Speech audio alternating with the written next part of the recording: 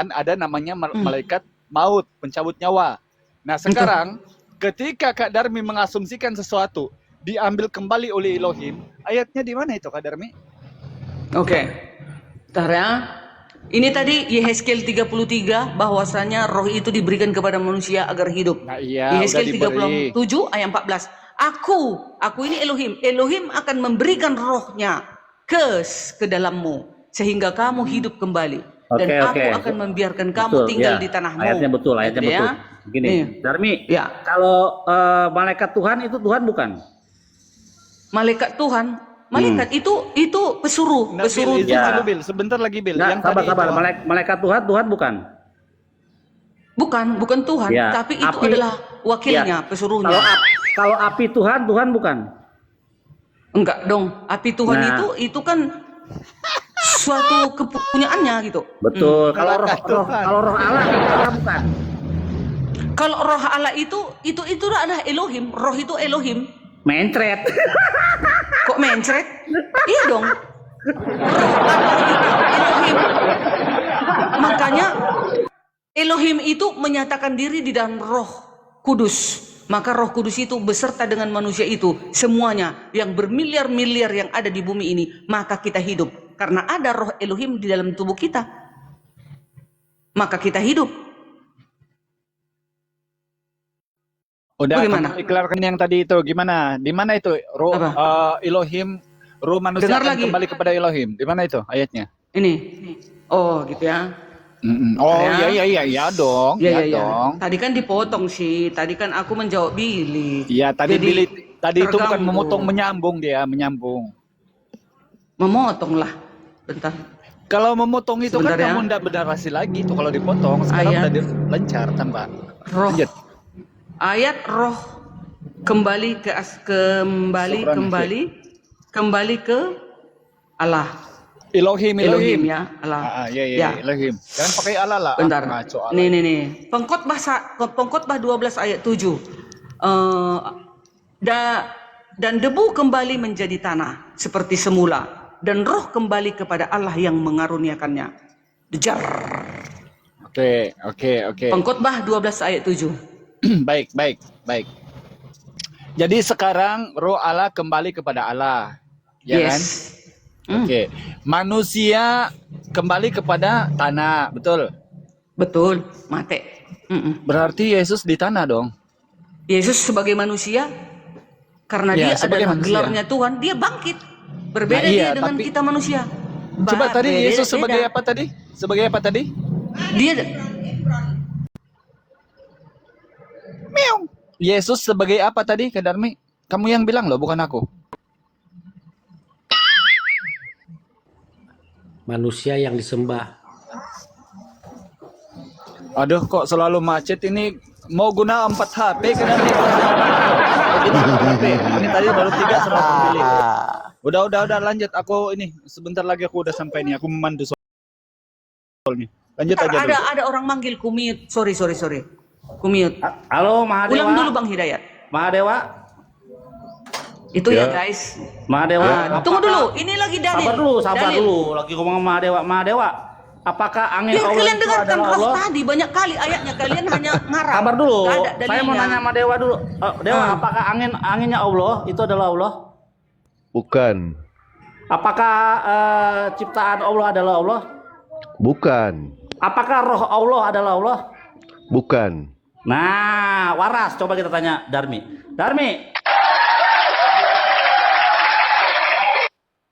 Jadi kalau apakah- roh Allah itu bukan Allah, jadi apa? Aku tanya dulu. Ciptaan gitu. Ciptaan kalian bilang. Waras itu pinter. Loh. Makanya ada Masa roh. ciptaan roh Allah itu? Gimana Ya, sih makanya kalian? gini, Itu punya kalau- dia itu. Dia kalau- punya itu roh itu. Kalau roh Gimana itu, sih kalian ini ciptaan? kalau Kalian Allah bilang roh itu Allah? adalah roh, terus siapa yang menciptakan roh Allah? Itu pertanyaannya. Gak ada yang menciptakan roh Allah. Roh Allah itu dia punya sendiri. Dia milik dia sendiri. Lanjut, Mahadewa. Darmi, Tapi Baik. Darmi. roh yang ada di manusia diberikan Dewa nanti oleh sambung ya, nanti Elohim sambung ya, itu. Dewa ya. Oke, Gitu. Darmi. Wih, Darmi. Apa? Yes. Sekarang roh manusia itu ciptaan bukan? Iya, kalau roh manusia ciptaan yang diberikan Elohim. Dari mana tadi roh manusia itu? Dari Elohim. Oke, dari Elohim menciptakan roh Elohim yang dalam Elohim gitu. Bukan. Loh, gimana sih? Yesekiel 37. Tunggu, pakai dalil.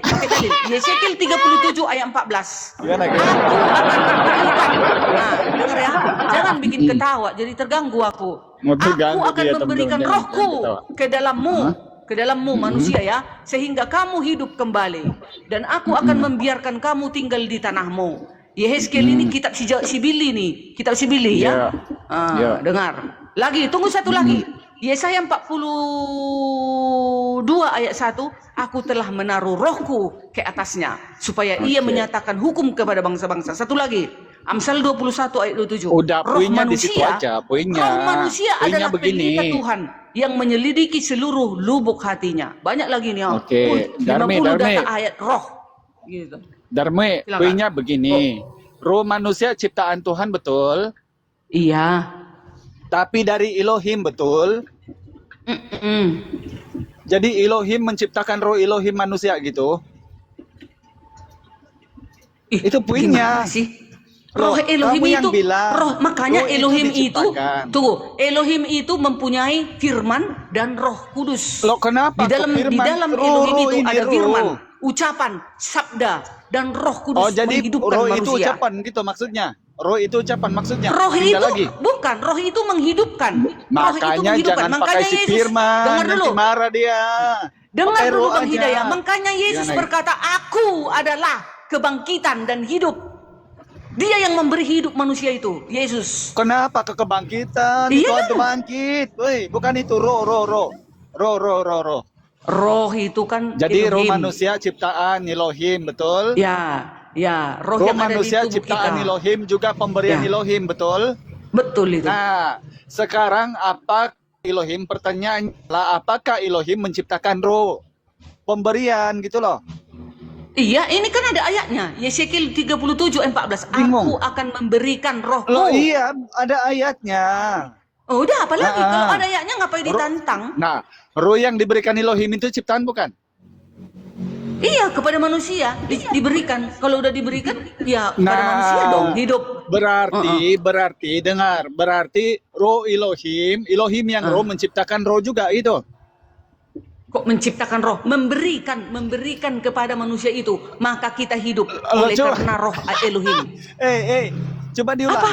Kamu bilang tadi roh Elohim, Iya. roh manusia pemberian Elohim betul. Iyalah, ini ayatnya. Yesekiel 37 ayat 14. Apa lagi? Ada Sekarang ayatnya. masalahnya Kalian nggak adalah, ada ayatnya. sekarang Kalian masalah- ngarang. Ya dengar. Sekarang masalahnya Kak Darmi adalah roh Elohim ini yang ditanya kamu, apakah ciptaan Elohim? Nggak Nah, ada kamu bilang ciptaan bukan. Elohim, rohnya itu. Iya, rohnya dengar. sendiri tuh. Tapi kalau manusia punya, itu Elohim ciptakan, betul? Iya, kalau yang di diri manusia, yang diturunkan, pertanyaannya yang adalah diberikan. apakah Elohim menciptakan roh? Elohim yang Roh roh dia itu nggak menciptakan roh. diciptakan. Aduh, gimana sih? Dia itu punya roh. Ya, Bingung Elohim kau ya? itu mempunyai roh kehidupan. Dia yang mempunyai kehidupan. Nah itu. Dia yang Mana mempunyai diciptakannya kehidupan. rohnya itu? Rohnya Loh, Elohim sekarang- tidak diciptakan. Sekarang Bang Elohim Denny, menciptakan ayo roh Bang Denny, kehidupan. tambahi. Jangan ditambahin nanti Itu roh hancur juga malah. Kristen. Derni, jangan lupa ya, roh tidak diciptakan. Nah, nggak diciptakan. Aku bilang ini mau dibawa-bawa si Hidayah aku. Elohim itu roh. Ada ayatnya. Nah itu. Elohim itu roh, Yohanes tapi 4 katanya ayat Dini 24. katanya Yohanes 4. Apa lagi? udah putus-putus. Iya. Darmi, Oh, sepakat dulu kamu ini. Berdua sama Dini coba sepakat dulu. Roh itu Apa? ciptaan atau bukan? tidak. Roh itu Roh tidak itu diciptakan. ciptaan atau bukan? Roh tidak diciptakan. Sama. Roh manusia itu ciptaan bukan, Den? Bukan. Diberikan. Tidak ada ayat yang mengatakan roh Bukan. itu Oke. diciptakan. Iya, diberikan. Oke, teman-teman, roh manusia bukan ciptaan kunci ya. Sekarang baca Bible Anda Zakaria 12 nomor 1. Roh Ya, manusia itu salah iya. terjemahan. Itu salah terjemahan. Beda itu. Itu salah terjemahan. Loh, katanya roh salah tadi terjemahan. dimanggil. Salah Roh di terjemahan. dalam manusia itu kucing maksudnya. Itu salah terjemahan. Roh tidak diciptakan. Oke. Itu salah terjemahan. Bantah, Ayat yang kamu Darmi, kasih bukan itu salah aku. terjemahan. Di KJP Mahadewa masuk, Mahadewa. Gantian Nah, Mahadewa. udah. Ada teman-temanku mau masuk. Silakan, dilanjutlah. Itu Zakaria 12 nomor 1 Iya, roh itu dia ciptaan. itu salah loh. terjemahan Udah. Zakaria itu salah Salah terjemahan. terjemahan. Ada roh diciptakan. Salah. Ya, udah, Kitabnya udah. Darmi ini salah, Bang. Salah Ali terjemahan. Daya, kitabnya Darmi ini salah, kata Pak Denny salah. Mahadewa masuk. Iya. Di KJP, Ini di menarik KJP pernyataan tidak tertulis dari diciptakan. Pak Denny, sebentar. Ya. Kata Pak Denny itu terjemahannya salah. Bu Darni Iya. sepakat nggak? Kalau terjemahan di dalam Zakaria 12 nomor 1 itu salah terjemahannya. Gini, kalau roh di dalam manusia memang diberikan, itu dia. Tapi Bu roh Darni, Elohim itu yang saya nggak ada diciptakan. tanyakan, Bu Darni, yang saya tanyakan di sini, apakah sepakat dengan jawaban Pak Denny? Kalau terjemahan LAI itu salah, sepakat tidak dengan pernyataan Pak Denny? Zakaria berapa itu tadi? 12 nomor 1. Bentar ya. Zakaria. Mana Zakaria? 12 ayat 1 ya. Ya. Bu Kalau di Darni, KJP ini itu pernyataan tidak mudah loh. diciptakan. Pak Denny sudah jujur. Pak Denny sudah jujur di sini. Itu Iya. terjemahannya itu salah. Apakah Bu Darni sepakat atau tidak dengan terjemahan di dalam Zakaria 12 nomor 1 itu salah? Sebentar itu dulu. salah. Aku baca dulu. KJP-nya Bu Darni, KJP. Ucapan ilahi. KJP. Firman Tuhan tentang Israel. Demikianlah firman Tuhan yang memberikan langit dan yang meletakkan dasar bumi dan membentuk roh dalam diri manusia. Ya, itu membentuk itu 12 ayat bukan berapa? menciptakan. Membentuk itu bukan menciptakan. Silakan Itu dilanjut. bukan dicipta itu ya. Firman Tuhan tentang Israel. Zakaria 12 ayat 1. Firman Tuhan tentang Israel. Demikianlah firman Tuhan yang membentangkan langit dan yang meletakkan dasar bumi dan yang Membentuk itu artinya membentuk roh artinya itu dibuat, dalam Pak. diri manusia. Membentuk itu Gitu ya. artinya dibuat. Enggak, beda. Prosesnya Gini loh. itu Gini loh diciptakan. perbedaannya. Tak kasih tahu perbedaan antara membentuk dan menciptakan ya. Kalau menciptakan itu mengadakan sesuatu yang tidak ada, membentuk itu merubah sesuatu yang sudah ada. Silakan dilanjut. Nah, berarti kan sebelumnya diciptakan, Pak. Betul tidak? Nah, sekarang pertanyaan saya, ada sebenarnya Tuhan Bu Darni itu punya berapa roh sih? Bu Darni, Tuhan mempunyai roh. Itu ada 7 roh yang diberikan ada 7 kepada roh. seluruh. Dibagi-bagi ada 7 roh, kira-kira cukup nggak itu? Kira-kira cukup nggak? Tapi ada artinya itu sebentar dulu. Kalau misalkan Tuhan memiliki hanya 7 roh saja, dibagi-bagi kepada setiap manusia, kira-kira cukup atau tidak? Bukan seperti itu, sebentar ya. Aku terangkan sama kalian. Maksudnya di situ adalah dalam Alkitab 7 roh Elohim atau 7 roh kudus merujuk pada kesempurnaan dan kelengkapan pelayanan roh Bu Darni, kudus. nanti aja dia, cerita tunggu itu dulu. di gereja aja, di Angka gereja. 7, dengarkan dulu Yang Bang saya Dewa. tanya, Iya, baik, sebentar silakan. biar ku jelaskan melalui Alkitab. Angka 7 dalam Alkitab sering digunakan untuk melambangkan kesempurnaan atau kelengkapan. Dan dalam konteks ini, 7 roh adalah cara untuk menggambarkan berbagai aspek atau manifestasi dari satu Roh Kudus. Nah, itu maksudnya, ya. Pertanyaan saya, Meskipun ketika yang namanya Tuhan memiliki 7 roh, dibagi-bagi kepada manusia, cukup atau tidak itu? dengar, Kira-kira. meskipun Alkitab menyebutkan 7 roh, Saya ini katakan, bukanlah 7 Bu Darni, roh yang saya terpisah. tanya. Dengar Saya dulu, tanya. ini bukan 7 roh yang Itu cukup terpisah, atau melainkan tidak? satu Roh Kudus yang digambarkan dalam berbagai aspek dan manifestasinya. Pertanyaan apa, jawab apa, Bu Darni ini? Ya itu jawabannya. Yang saya tanya itu, Tuhan memiliki 7 roh, dibagi-bagi kepada manusia, kira-kira cukup atau tidak? Bukan seperti itu loh cara menerangkannya, Saya Bang tanya Dewa. cukup atau tidak, Bu Darni? Cukup atau tidak? Iya, kami tidak bisa menjawab pertanyaan yang kalian tidak imani gitu. Maka dari itu, Bu, yang namanya iman itu kan harus berdasarkan dalil, harus berdasarkan yang namanya akal. Di sini saya menanyakan itu aja, saya tidak akan bantah. Jawaban boleh salah, Bu Darni, tapi jawaban tidak boleh bohong. Salah boleh, dengar. bohong Ini jangan. nggak bohong aku. Dengar. Nah, Jadi sekarang ketika cukup Alkitab atau tidak, berbicara Bu? tentang 7 roh, Bang Dewa, dengar ya. Dea, itu Dea, adalah Bu, cara Dea, untuk Dea, menggambarkan kesempurnaan dan kelengkapan dari satu Nggak Roh nanya Kudus itu, Bu Darni. yang Bu Darni, memiliki saya nggak sebagai nanya itu. aspek karunia dan pelayanan. Itu karunia itu maksudnya yang 7 Saya roh nggak itu nanya ada itu, Ibu karunia Darni. pelayanan, ada Yang saya tanya karunia itu, yang lain begitu. Gimana sih kalian ini? Loh, Matiin, Bu Darni yang gimana? Pertanyaan saya itu AC-nya matiin. apa? Lu pagi-pagi bukan bosen lu. Pertanyaan saya kan jelas ke Bu Darni. Allah memiliki yang namanya 7 roh, 7 tanduk, 7 mata. Kalau misalkan 7 roh itu dibagi-bagi kepada setiap manusia, kira-kira cukup atau tidak? Sekarang Kecuali gini Bang kalau Bu Dewa. Darni mengatakan Allah memiliki banyak tujuh roh. mata. Artinya roh itu adalah ciptaan. Iya, dengarkan dulu. 7 mata anak domba dan 7 obor dihadapkan ke tahta Elohim, melambangkan kemahatauan dan Nggak nanya kehadirannya itu, yang Bu Darni. sempurna. Nggak nanya Itu itu. artinya yang 7 roh. 7 roh. Iya, nggak Pokoknya nanya itu. benar. Yang saya tanyakan di sini cukup atau tidak? Sedangkan ayat Bible ini Bu Darni ya, setiap ayat itu bermasalah. Apalagi di dalam Kejadian 6 nomor 3 Oke. yang Baik, jelas-jelas ku jawab. itu dikatakan Dewa, umur Oke. manusia hanyalah 120 Kujawab tahun Dewa, saja. kujawab Dewa. Kujawab Ah, Dewa. baik. Darmi, bentar, iklan. Sewaktu Yesus memberikan makan Darmi, bentar, iklan. berpuluh ribu Iklan. orang 2 roti Bentar. dan 5 roti dan 2 ikan. Sisa berapa? Kok ke situ nyambungnya? Nggak nanya ke situ, Bu Darni. Nggak nanya ke situ. Bentar ya. Wah, katanya 7 roh itu sempurna katanya. Coba Darmi, kalau kamu melihat di hutan atau berjalan-jalan di mall, kau jumpa 7 mata, kau takut atau kau bilang ini sempurna? Coba. Dah. Iklan. 7 mata kok sempurna katanya. Gimana sih aku lari aku kalau jumpa 7 mata makhluk? Itu makanya kalian di dalam wahyu ini itu banyak kali kata-kata metafora, kata-kata ini. selesai. Sudah selesai, banyak Bu Darni. kalian nggak mengerti. Kalau Karena misalkan kalian Bu kan Darni mengatakan karena itu adalah dibilang kata-kata naga, metafora, ada Bu Darni ular tidak naga. usah dilanjutkan. Seperti itu. Selesai sudah ya.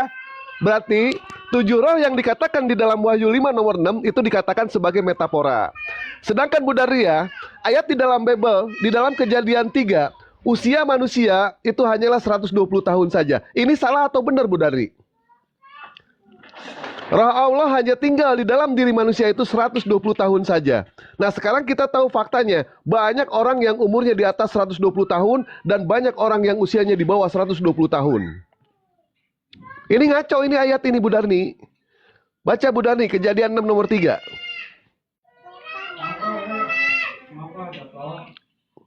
Kok macet Bu Darni? Kan sudah kujelaskan, masih kalian juga nggak puas. Jadi mau kayak mana dibikin lagi? Gini Bu Darni ya, setiap yang namanya pertanyaan itu Bu Darni, ketika seorang Mahadewa bertanya kepada Bu Darni, ternyata jawaban Bu Darni itu tidak masuk ke dalam pikiran saya sebagai manusia yang punya akal, saya akan kejar jawaban Bu Darni. Wajar seperti itu, karena setiap yang namanya kita bertanya kepada orang Kristen, jawaban itu selalu ada. Saya katakan selalu ada, cuma pertanyaannya masuk ke dalam akal atau tidak. Kalau misalkan tidak masuk ke dalam akal, kami punya akal, kami akan kejar. Oke. Kami akan kejar. Sekarang, Tapi kalau misalkan ini- masuk ke dalam pikiran, akal kami tidak akan mengejar. Itu Ini sifat terakhir manusia jawaban. seperti itu. Sedangkan tadi Bu Dari mengatakan kalau roh Allah itu ada memiliki yang namanya 7 roh. Kalau misalkan 7 roh itu dibagi-bagi kepada setiap manusia, cukup atau tidak? Ternyata jawaban terakhir itu adalah ayat perumpamaan. Belum. Selesai, Bu Dari, Ini kalau seperti jawaban itu. terakhir. Kalau Ini seperti jawaban itu selesai. terakhir. Bahadewa, ini Ya. jawaban terakhir. Kalau kalian nggak puas, ya terserah.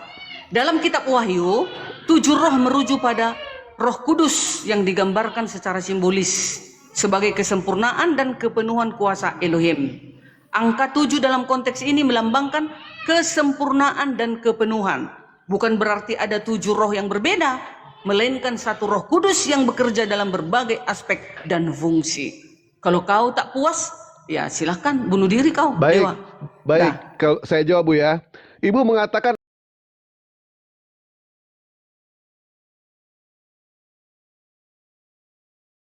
angka 7 itu adalah angka sempurna. Silakan Ibu baca.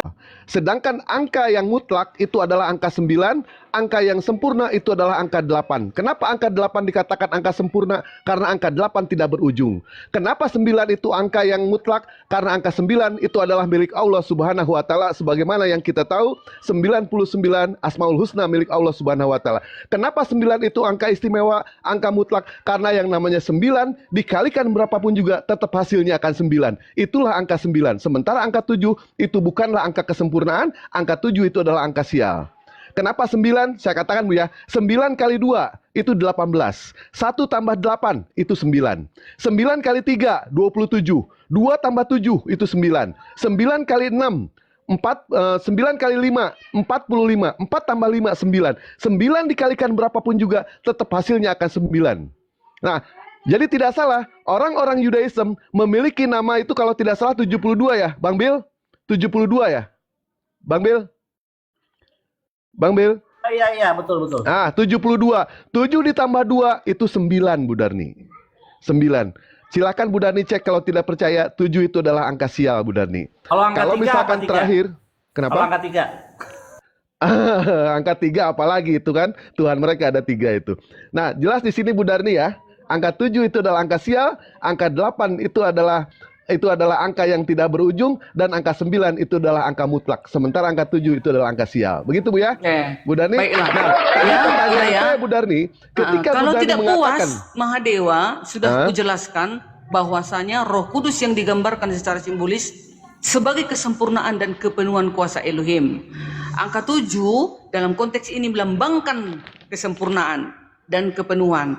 Bukan berarti ada 7 roh yang berbeda, melainkan satu Roh Kudus yang bekerja dalam fungsi, berbagai aspek dan fungsi. Contoh, bernubuat, menginjil, itulah Roh Kudus yang disebarkan ke seluruh bumi ini. Begitu, bukan bagaimana 7 biji. mau disebarkan sementara rohnya punya 7? Bagaimana mau disebarkan kalau rohnya punya 7? Jadi jelas tadi senjata terakhir Bu Darni itu adalah ayat perumpamaan. Jadi jelas Kristen itu berdiri semua berdasarkan perumpamaan. Agamanya perumpamaan, Tuhannya perumpamaan, bahkan surganya Jadi pun di surga Al-Quran nggak ada perumpamaan. perumpamaan, Mahadewa. Di Al-Quran nggak ada perumpamaan. Jadi ada, kenapa tetapi kau bilang kenapa? gitu? Kenapa Ada ayat yang ternyata. dikatakan di dalam Wahyu 5 nomor 6 dikatakan itu adalah Parah perumpamaan kalian ini. sama Bu Darni? Ini jawaban terakhir Bu Darni, perumpamaan, sementara ayatnya jelas, bertanduk 7, bermata 7, memiliki roh 7. Pertanyaan saya, andaikan itu dibagikan kepada semua orang, apakah itu cukup? Bu Darni mengatakan itu perumpamaan. Selesai Bu Darni. Kalau seperti itu. Selesai, Karena itu jawaban memang iya roh terakhir. ketujuh roh Jawaban itu bukan terakhir. 7 Baik, biji. saya Bukan simpulkan 7 sekali biji. lagi ya. Sama Saya simpulkan seperti sekali lagi 5 roti bahwa dan 2 Kristen ikan, berdiri- sisa 12 keranjang. Itulah Kristen roh berdiri yang luar itu biasa. karena perumpamaan, Oh, bisa Bu gitu. Darni. Bisa Kristen Nabi mau berdiri kayak gitu. karena perumpamaan. Agamanya Memberikan 2 roti perumpamaan, dan 5 Tuhannya roti dan 2 perumpamaan, ikan, sisa 12 surganya keranjang. perumpamaan, Kalau Roh Kudus. pengajaran-pengajaran yang ada di dalam Nah, itu. Kristen itu semuanya perumpamaan itu. Paten lah Tuhan kami Bu itu. Darni. Allah kami itu paten. Elohim kami itu luar Iya. biasa. Itu Betul, saking patennya ada satu Iya. aja dikatakan 3. Saking patennya itu Bu Darni. Siap. Iya, karena kalau otak separuh nggak ngerti dia bagaimana Apalagi keberadaan yang Elohim punya itu. otak. Nggak ngerti Karena- dia. Ya, Ada baik, juga yang otak mengatakan separuh itu pohon tidak itu sanggup untuk adalah menelaah. Allah. Bagaimana katanya. dengan orang Pohon yang itu tidak punya adalah otak, Bu Elohim. Darni? Gimana? Tidak akan menerima Pohon itu semua. Elohim tak bergerak. Alhamdulillah, Nggak punya roh, nggak umat punya Muslim kemampuan, itu adalah nggak punya umat kuasa, berakal. dipindahkan pun nggak bisa, Ya, harus tangan akal manusia kami itu yang difungsikan, memindahkan Bu pohon Darni, itu, maka ya. bisa, Bukan bisa untuk pohon. modal imani Kayak mana saja. itu mengatakan Kalau Elohim misalkan Maha Kristen Besar? itu hanya modal imani Macam mana saja, mengatakan artinya Elohim Maha begitu Besar mereka kepada masuk neraka, sesuatu benda nikmati yang saja, diciptakan Bu Darni, manusia? ya. Karena Ya? kenapa? Karena modal Bagaimana orang-orang coba? Kristen Elohim itu adalah kami yang modal luar imani. biasa dong. Ketika masuk ke Aduh. dalam neraka, nikmati saja. Begitu ya, Bu Darni.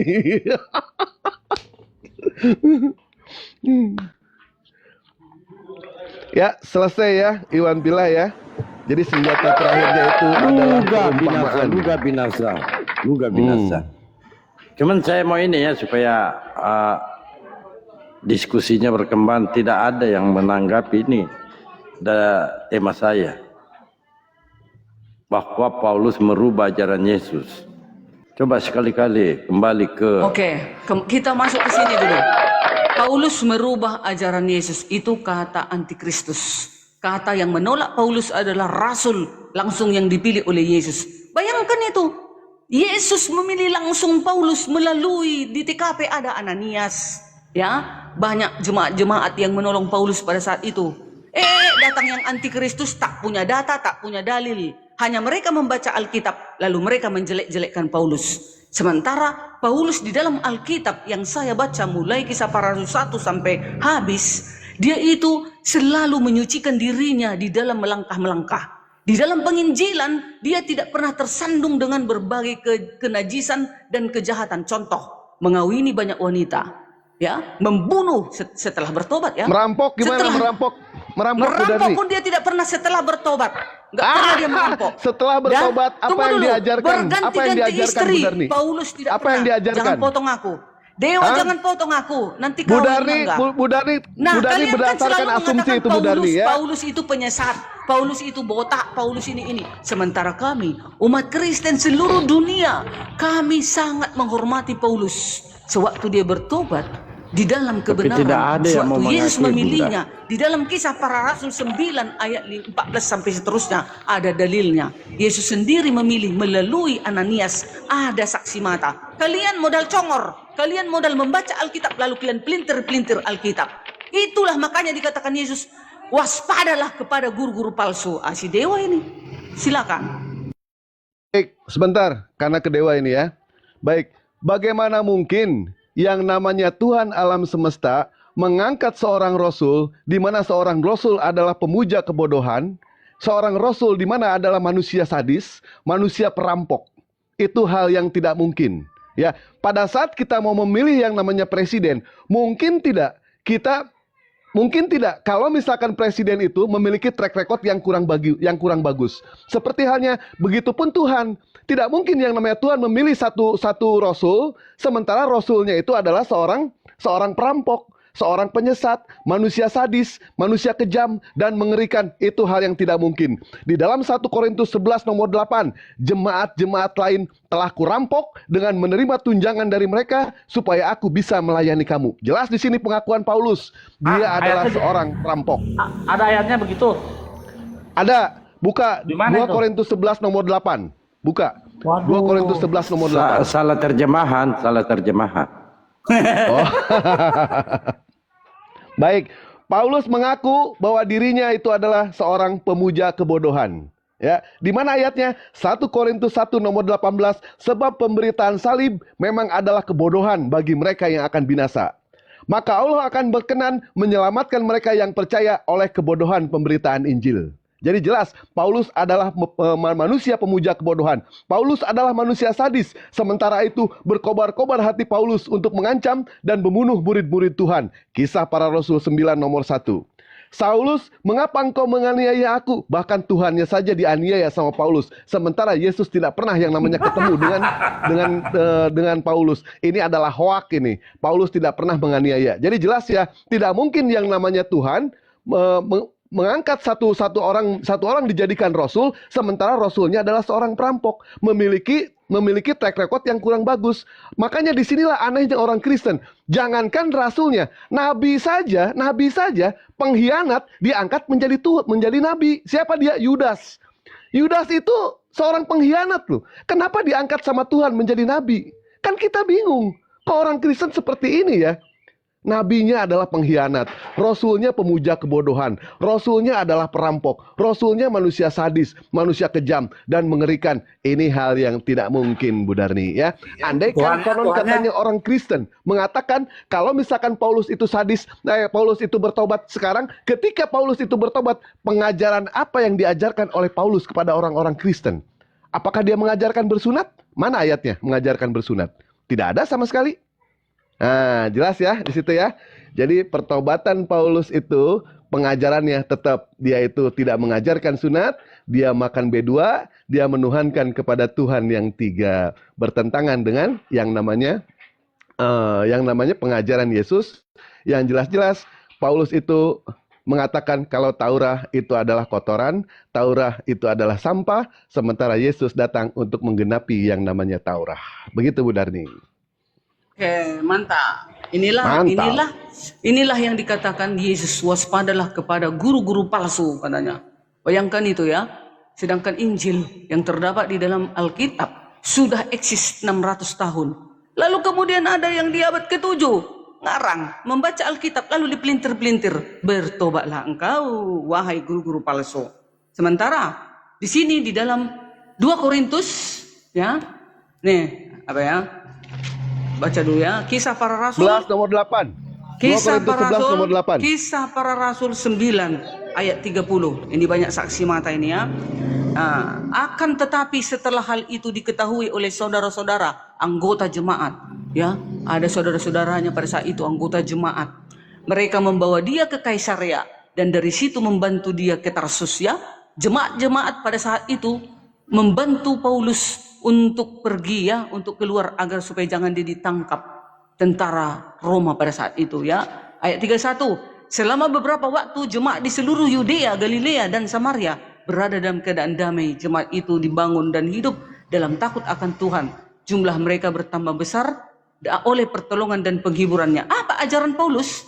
2 Korintus 6 ayat 1, ayat 3. Dalam hal apapun kami tidak memberi sebab orang tersandung. Pelayanan kami jangan sampai dicela, kata si Paulus. Ayat 4. Sebaliknya, dalam segala hal kami menunjukkan bahwa kami adalah pelayan Elohim, yaitu dalam menahan dengan penuh kesabaran dan penderitaan, kesukaran dan kesukaran. Ayat 5, dalam menanggung dera dalam penjara dan kerusuhan dalam jerih payah dan berjaga-jaga dan berpuasa. Ya, dalam kemurnian hati, pengetahuan, kesabaran dan kemurahan hati, Roh Kudus dan kasih yang tidak munafik. Ayat 7, dalam pemberitaan kebenaran kekuasaan Elohim dengan mengangkat senjata-senjata keadilan untuk menyerang ataupun membela. Ketika dihormati, ketika dihina, kita diumpat atau ketika dia dianggap sebagai penipu namun dipercaya. Ya, 1 Korintus 13 ayat 13. Demikianlah tinggal ketiga hal ini, yaitu iman, pengharapan, kasih. Tetapi 2 yang paling Korintus dibaca besar dulu, Bu Darni. diantaranya ialah Bu Darni, kasih. Oh? 2 Korintus 11 nomor 8. Baca dulu. Sebentar dulu, aku menjelaskan Paulusku dulu yang kau pelintir-pelintir. Yes. Kau kan, Bunda, kau Bu, kan dewa, nggak ada jangan dalilmu. mengatakan saya pelintir. Nggak ada dalilmu, saksi Saya matamu membaca nggak ada. ayat. Bagaimana Saya membaca Paulus ayat. ini nggak ada? Kau membaca Baik, 2 Alkitab Korintus kami, maka 11 kau nomor 8 karang-karang. tolong dibaca. Tolong Itu dibaca. dulu, sebentar. Apakah saya pelintir ayat atau tidak? Kenapa 2 Korintus 11 dipotong-potong? nomor Aku belum siap. Aku tadi kau ngomong, aku diam loh dewa. Maksudnya begini loh Bu, saya bertanya itu di dalam 2 Korintus 11 nomor 8. Ya kan? Ibu baca dulu itu. Jangan kemana-mana. Ya, Terus aku saya mau membaca menerangkan yang dulu namanya Paulusku 1 bagaimana Korintus kalian bilang 1 Paulus Korintus itu 1 nomor berubah 19. ajaran Yesus. Kalian bilang. Aku kan menjelaskan Paulusku dulu, baru nanti aku karena banyak Apakah di sini. ketika Paulus bertobat, Paulus mengajarkan sunat? Dia itu diutus kepada orang yang tidak bersunat. Petrus Nah, diutus kepada orang yang bersunat. Apakah Yesus bersunat? Ya, dia disunat suatu 8 hari. Ah, berarti ajaran Yesus dengan ajaran Paulus sama atau tidak? Ya kan dia diutus kepada yang tidak bersunat. Yang Saya mengutus tanya, sama atau Paulus tidak? itu Yesus. Sama atau tidak? Sama kan karena itu perintah Yesus. Yang satu bersunat, yang satu tidak disunat. Sama atau tidak, Bu Darni? Kan Yesus sudah memilih Paulus sebagai rasul. Di Tentu mana dia ayatnya? Di mana melakukan ayatnya? segala tindakan. Yesus langsung memilih daripada Paulus Yesus. sebagai rasul. Di mana ayatnya? Ayo. Kisah para Ayatnya rasul di mana? 9 ayat 14. Dengar. Oke ya. Coba. Ini kau Yesus penipu mengangkat kau. langsung ya. Itu kalian Yesus semua mengangkat apologet langsung. yang pengajar palsu, kalian penipu semua. Kalian bilang Paulus itu penyesat. Ini dia. Memang penyesat. Kisah para Buktinya rasul ada. 9. Kau baca dengar. Buktinya Kisah ada, para Bu. rasul 9 ayat 14. Tunggu kau tidak datang. Dan ia datang Kudusnya nggak boleh kemari. begitu, Roh Kudus. Hei.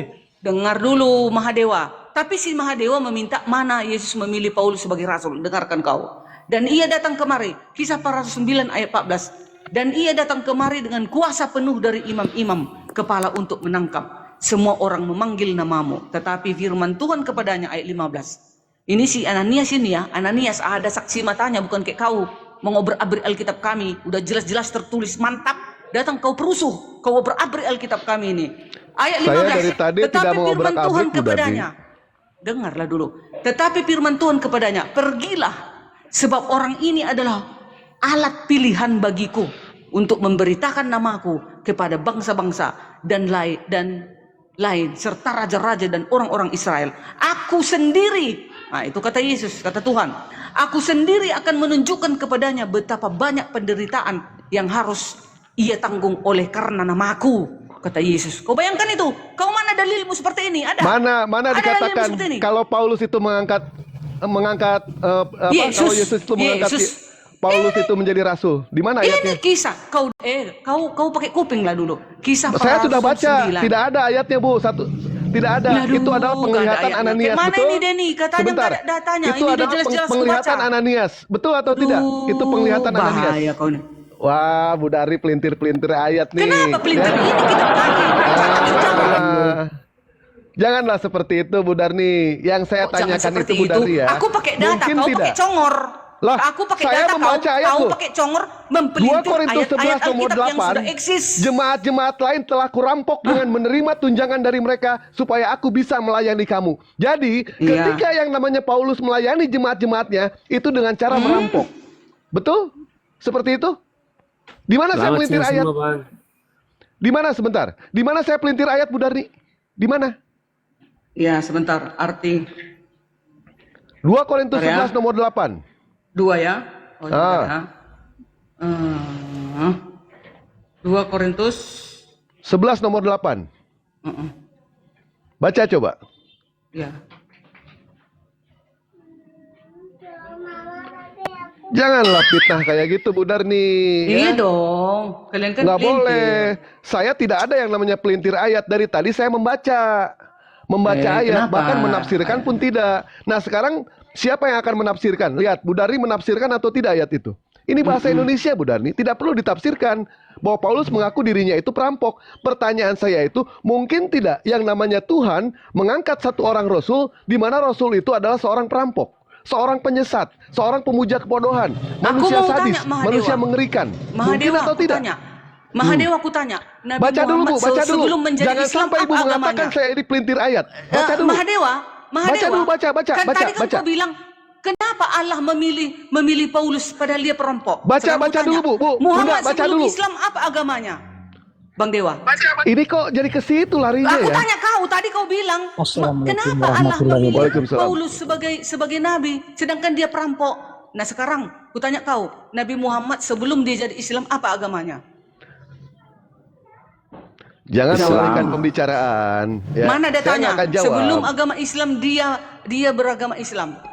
Saya nggak akan jawab sebelum Ibu Kenapa nggak baca kau jawab? 2 Korintus 11 Makanya nomor jangan kau 8. preteli, Paulus Tidak ada sudah jelas-jelas hubungan. dia itu rasul Soalnya tidak ada kami. hubungan sama sekali. Tidak ada hubungan. Ada hubungannya, Sekarang tapi dibaca kau tanya dulu. tadi. Kan kau Dibaca tanya dulu. tadi. Kan kau tanya tadi, Dewa. Nanti saya jawab Kenapa pertanyaan Allah itu, Bu. memilih Saya seorang jawab. pembunuh, seorang nabi? Gak mungkin, kan kau bilang. Baik. Siap. Emangnya Muhammad itu sebelum Islam agamanya apa? Jawab. Apa agamanya sebelum Baik, jadi Iwan Islam? Bila, di dalam 2 Korintus 11 nomor 8, saya ulangi ya. Apakah di sini tuduhan Bu Darni kepada saya itu benar atau tidak? Sedangkan saya tidak sama sekali untuk mempelintir sama sekali satu ayat pun tidak, juga saya tidak pelintir. Saya ulangi ya, jemaat-jemaat lain telah kurampok dengan menerima tunjangan dari mereka supaya aku bisa melayani kamu. Di mana saya pelintir ayat? Di mana? Ya, Bu Darni di sini sudah memfitnah saya, sementara saya tidak menafsirkan ayat itu, Bu Darni ya. Di dalam 1 Korintus 6 nomor 12, segala sesuatu halal bagiku. Jelas di sini pengajaran Paulus, dia menghalalkan segala cara untuk memenangkan yang namanya jemaat. Tetapi jika kebenaran Allah oleh dustaku semakin melimpah bagi kemuliaannya, maka aku masih harus dihakimi sebagai orang berdosa. Roma 3 nomor 7. Jelas di sini Paulus bukan hanya mengajarkan kebodohan, Paulus bukan cuma penyesat, Paulus bukan cuma pemuja kebodohan, bahkan dia sendiri mengaku dirinya adalah seorang perampok. Betapa mengerikan manusia yang sadis ini. Baiklah. Ya, Bu ya? Oke. Saya tidak Jawab. pelintir ayat, silakan Oke. Ibu baca dulu. Ibu baca dulu. Setelah Oke. itu 2 Korintus- saya jawab pertanyaan Ibu. Ya, 2 Korintus 11 ayat 8. Ya, silakan menjelaskan bahwa Paulus menerima bantuan keuangan dari gereja-gereja baca dulu lain ya. untuk melayani jemaat Korintus. Ia merampok Dulu gereja-gereja lain. ayat pokoknya, Dalam ayat pokoknya arti dibaca. iya udah dibaca tadi. Aku mengartikan. Dalam arti mengambil tunjangan lain, tunjangan dari mereka agar bisa terus melayani jemaat Korintus. Meskipun hal ini mungkin dianggap sebagai beban Baca bagi dulu. gereja-gereja tersebut. Baca dulu, Penjelasan, bukan dengarkan. tafsir, jangan Konsep tafsir, baca merampok. dulu. Dengar kau dulu, Billy. Konsep merampok di situ artinya, dalam konteks ini, merampok bukan berarti mencuri secara harfiah, melainkan menggunakan bantuan umpama. keuangan dari gereja lain untuk mendukung pelayanan di Korintus. Ayo, udah ya? Perampok bukan harafiah, Bu ya. Bukan perampok. Perumpamaan. Tuh, ya. Tujuan Paulus. Aku tadi kau ngomong nggak kupotong-potong. Tujuannya adalah ngeles. Kalian lucu. Aku tadi kubiarkan. Langsung kejang-kejang kalian. Gimana sih? Nah, Bu, Tujuan Paulus Paulus Bu, melakukan itu yang ini pelintir ayat karena di situ ia siapa, merasa Bu? terpanggil. Dengarlah dulu. Yang Paulus pelintir ayat melakukan siapa ini di situ? karena ia merasa terpanggil untuk melayani jemaat Korintus dan tidak ingin menjadi beban bagi mereka, terutama karena ada banyak orang yang meragukan pelayanannya. Konsa, itu dia maksudnya Enggak yang masalah, ayat itu. enggak masalah Bandewa. Izin itu dulu dia. Bunda Darmi, enggak masalah. Kita langsung aja ke pokoknya.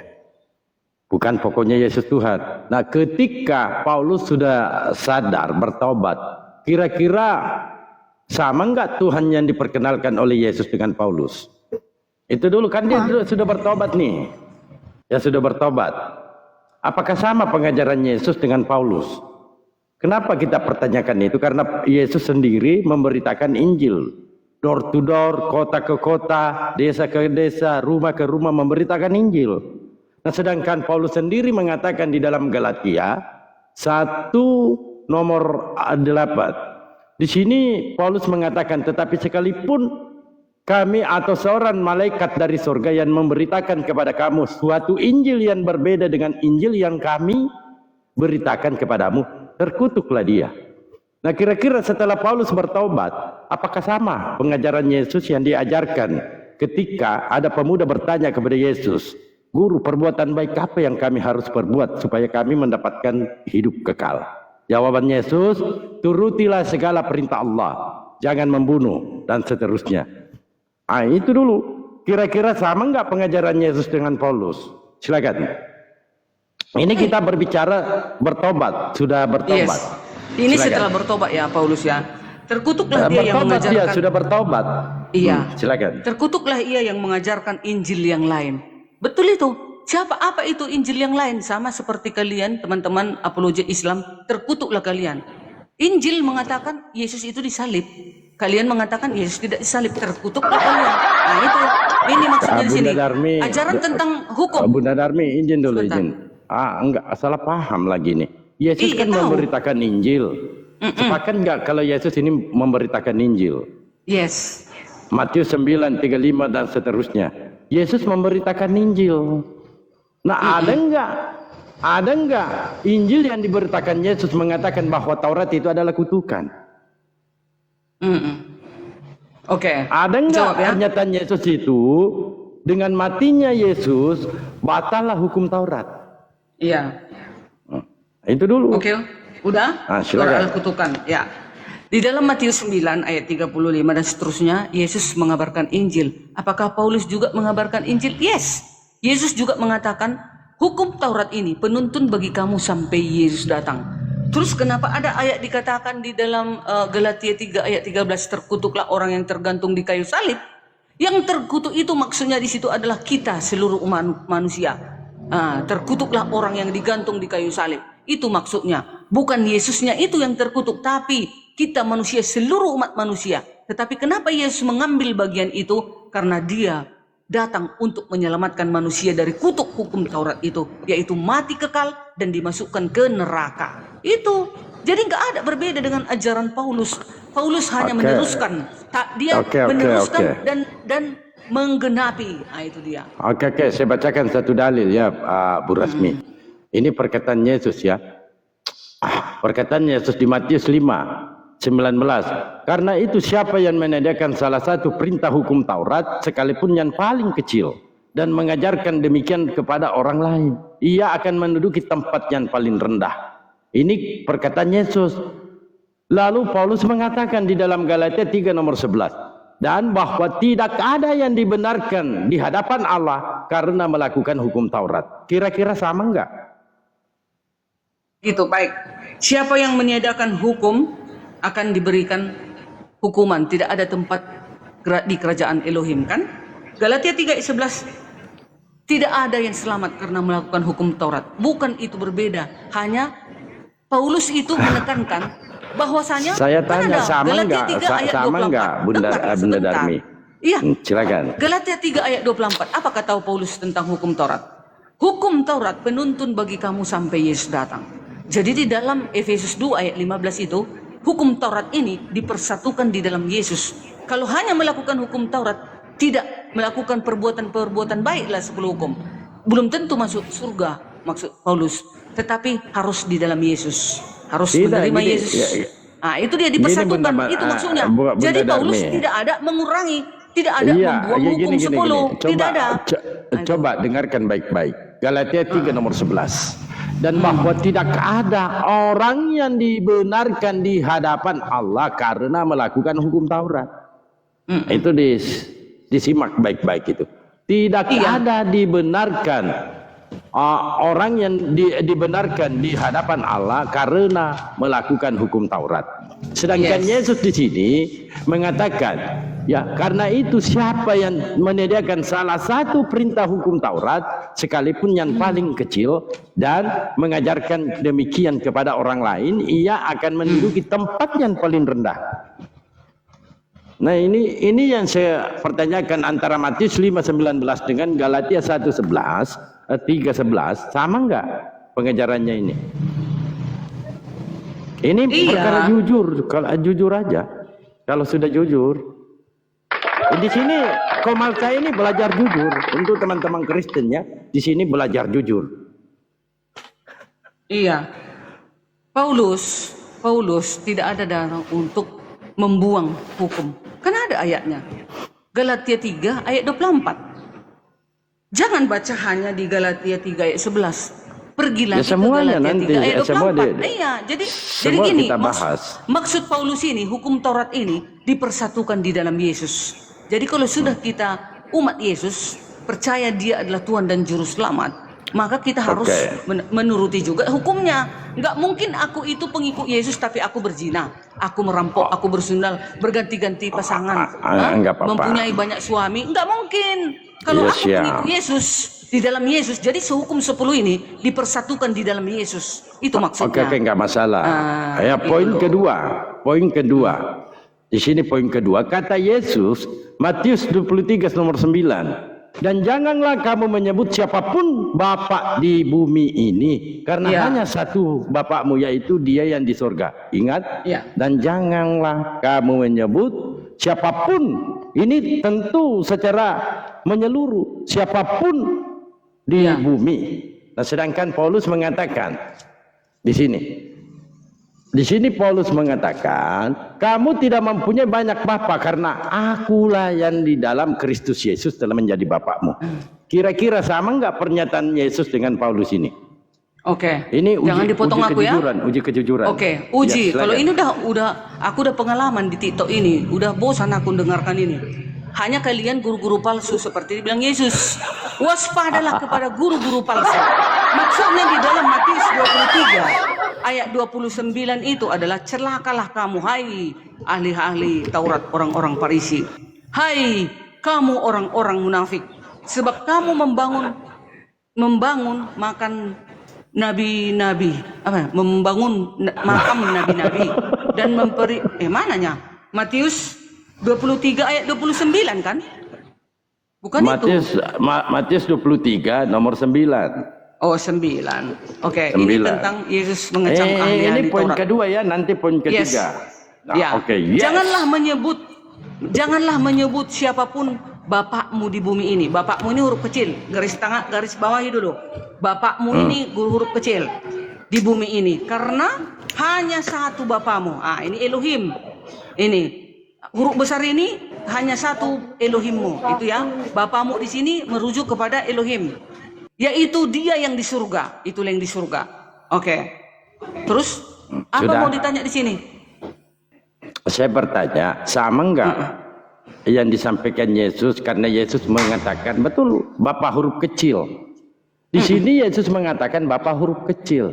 Dan janganlah kamu menyebut siapapun Bapa huruf kecil di bumi ini. Bapak. Iya. Ya kan? Betul. Betul enggak? Iya. Ini Paulus mengatakan kamu tidak mempunyai banyak papa huruf kecil karena aku yang di dalam Kristus Yesus menjadi di mana itu? Bapa Di mana huruf ayatnya? kecil. Mana ayatnya? 1 Korintus 4:15. Tunggu.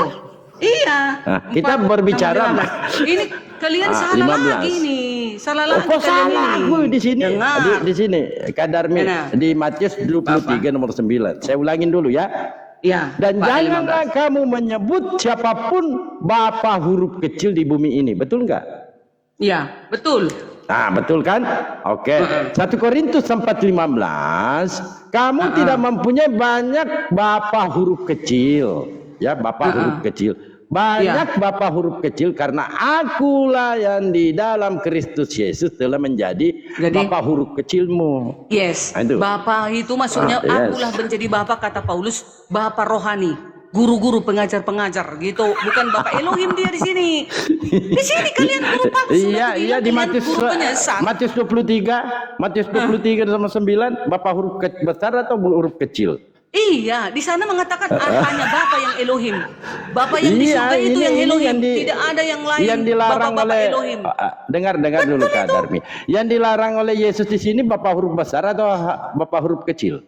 Iya, aduh, kalian nggak ngerti. Kalau di dalam 1 Korintus 4 ayat Dan 15, janganlah kamu menyebut Yesus ini siapapun Bapak menurut di huruf sini kecil.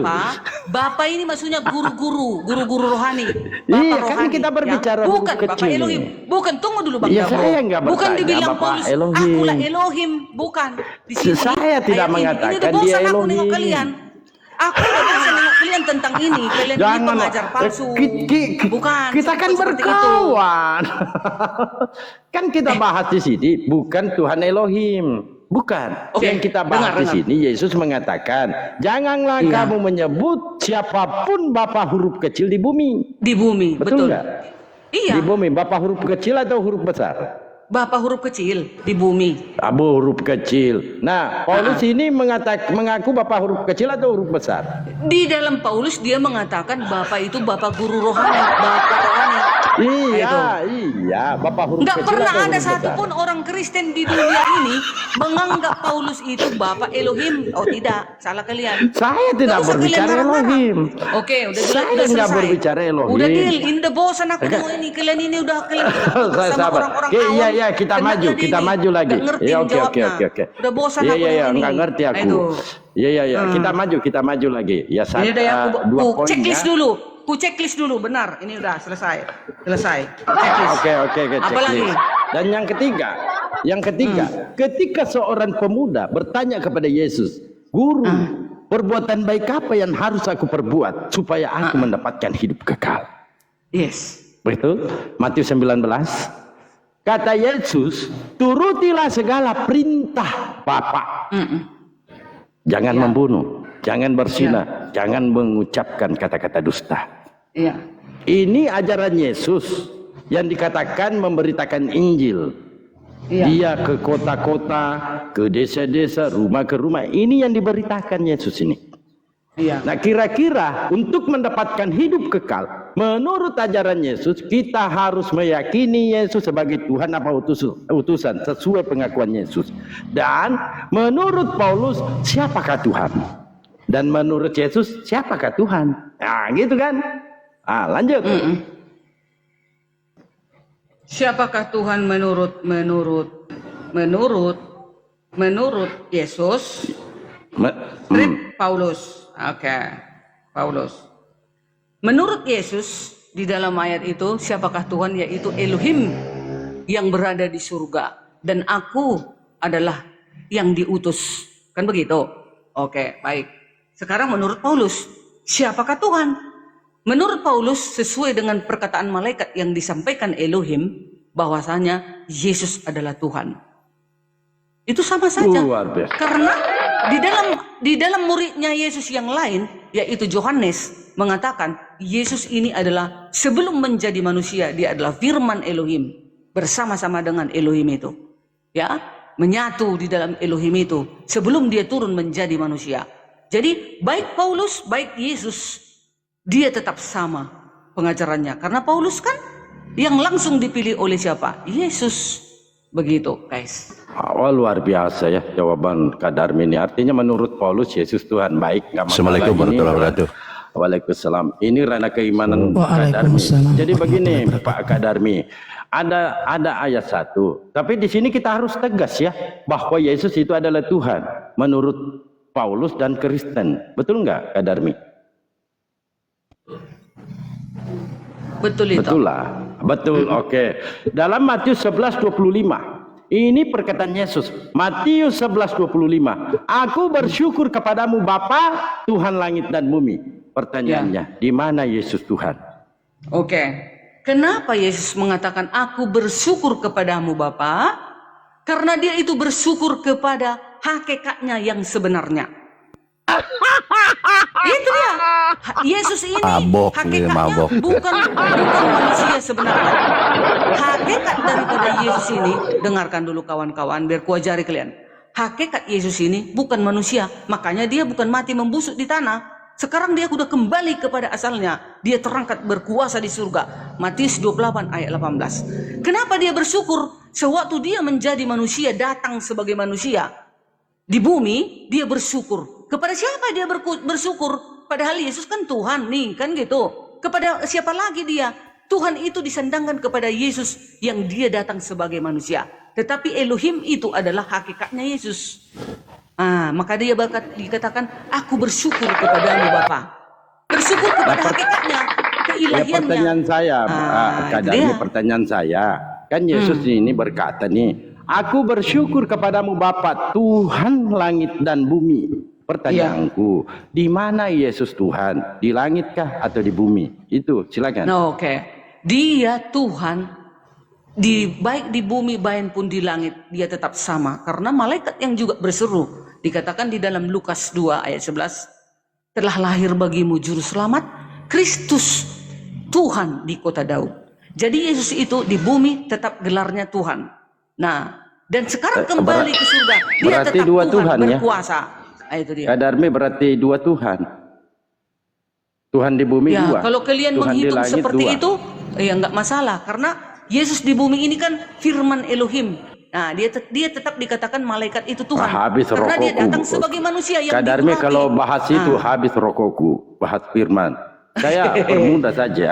Saya permudah. Izin Bang Darbo, Artinya izin Bang kalau- Darbo. Oh ya, silakan, ada guru saya ini, silakan. Izin Ambil Bang dulu. Dewa, Bang Hidayah. Aku gini, baca 1 Korintus 10 nomor 4, silakan. 1 Korintus, oh iya. Aku arif karena Kristus. Ngarang ini apa? Mabok ini. Jangan bilang bodohnya. Baca dulu. Baca 1 Korintus 10. Aku arif. Kamu Bukan juga arif itu. karena Kristus. Apanya? 1 Korintus 10 nomor 4. Ngawur ini. Aduh. Oke, silakan. Saya teman-teman yang di bawah saya ajari bagaimana umat muslim ini seperti saya ini bijaksana, bijak sini, bijak situ, cerdas sana, cerdas sini. Coba kita ajari ya, Oke, teman-teman biar Kristen ku ini. balik dulu. Apa itu? Apa yang bunyi itu? Ada rudal Israel. Iya. Oh iya ya. Sampai ke situ Bahaya. ya. Rudal Israel. 1 Korintus 4 ayat 10 bentar ya. 10 ayat 4. Ya.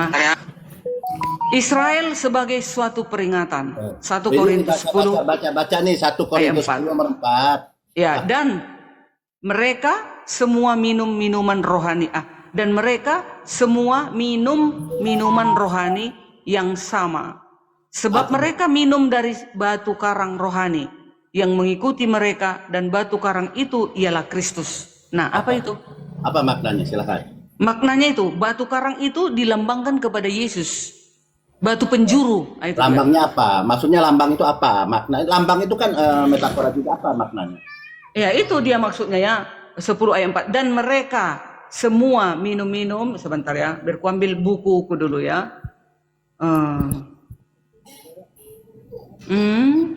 Coba.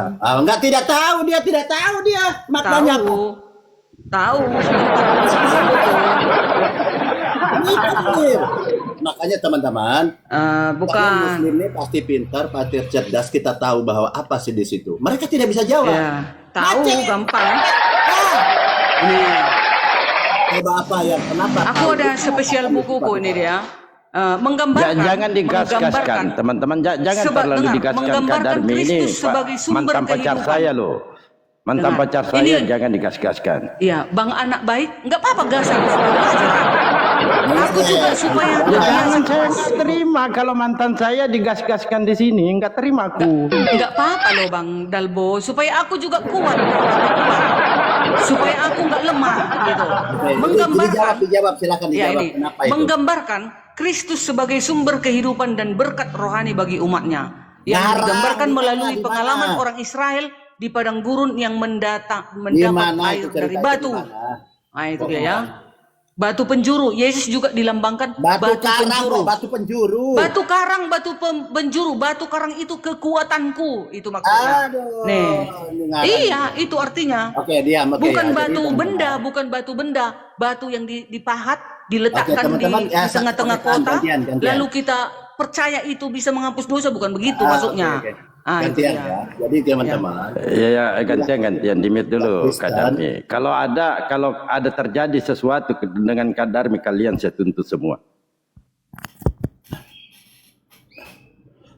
jadi teman-teman, Kristen ini tidak paham Bibelnya ya, mencret gitu ya. Kenapa? Di sini ada jelas, ini bahasa Indonesia dan tidak perlu lagi istilahnya mendatangkan seorang ahli bahasa, kan begitu. Karena kenapa diterjemahkan ke dalam bahasa Indonesia agar mudah dipahami. Nah ternyata Kristen-Kristen botol, nggak paham. Di sini saya minta tolong jelaskan tentang makna Paulus mengatakan bahwa Yesus batu karang. Mereka pelangak pelongo. Tidak, apa makna batu karang di sini? Di sini adalah kalian mengatakan Yesus ini itulah segala macam lah ya, kekuatan dan lain-lain. Ini adalah tipuan Paulus, nipu. Kau yang bodoh, goblok kamu Saya. nggak mengerti Alkitab. Jangan Bukan kau pahami kata saya. semua secara harafiah ya. Saya tidak menafsirkan, Islam tidak boleh menafsirkan, menjelaskan premis. Sabar bang, nanti dibantah. Ya. Sabar bang. Jadi Islam tidak boleh menafsirkan, menjelaskan atau framing atau menghujat. Inilah cara-cara tipu Paulus kepada Yesus. Dia menggunakan nama besar Yesus untuk menjalankan visi misinya. Kenapa di sini adalah penipuan? Ini kita baca penjelasannya ya, ini. Nah, 1 Korintus 10:4 ini ya. Perikopnya Israel suatu peringatan. Ini perikop, jangan comot-comot ayat. Paham? Di sini ada penjelasan Yesus di batu karang. Batu karang itu ialah Yesus Kristus. Ketipu kalian sama Paulus. Nah, di sini penjelasannya Paulus, nah di sini saya baca, menurut suatu dongeng orang Yahudi batu pemancar air minum itu mengikuti kaum Israel pada perjalanannya dalam gurun pasir. Paulus menggunakan dongeng.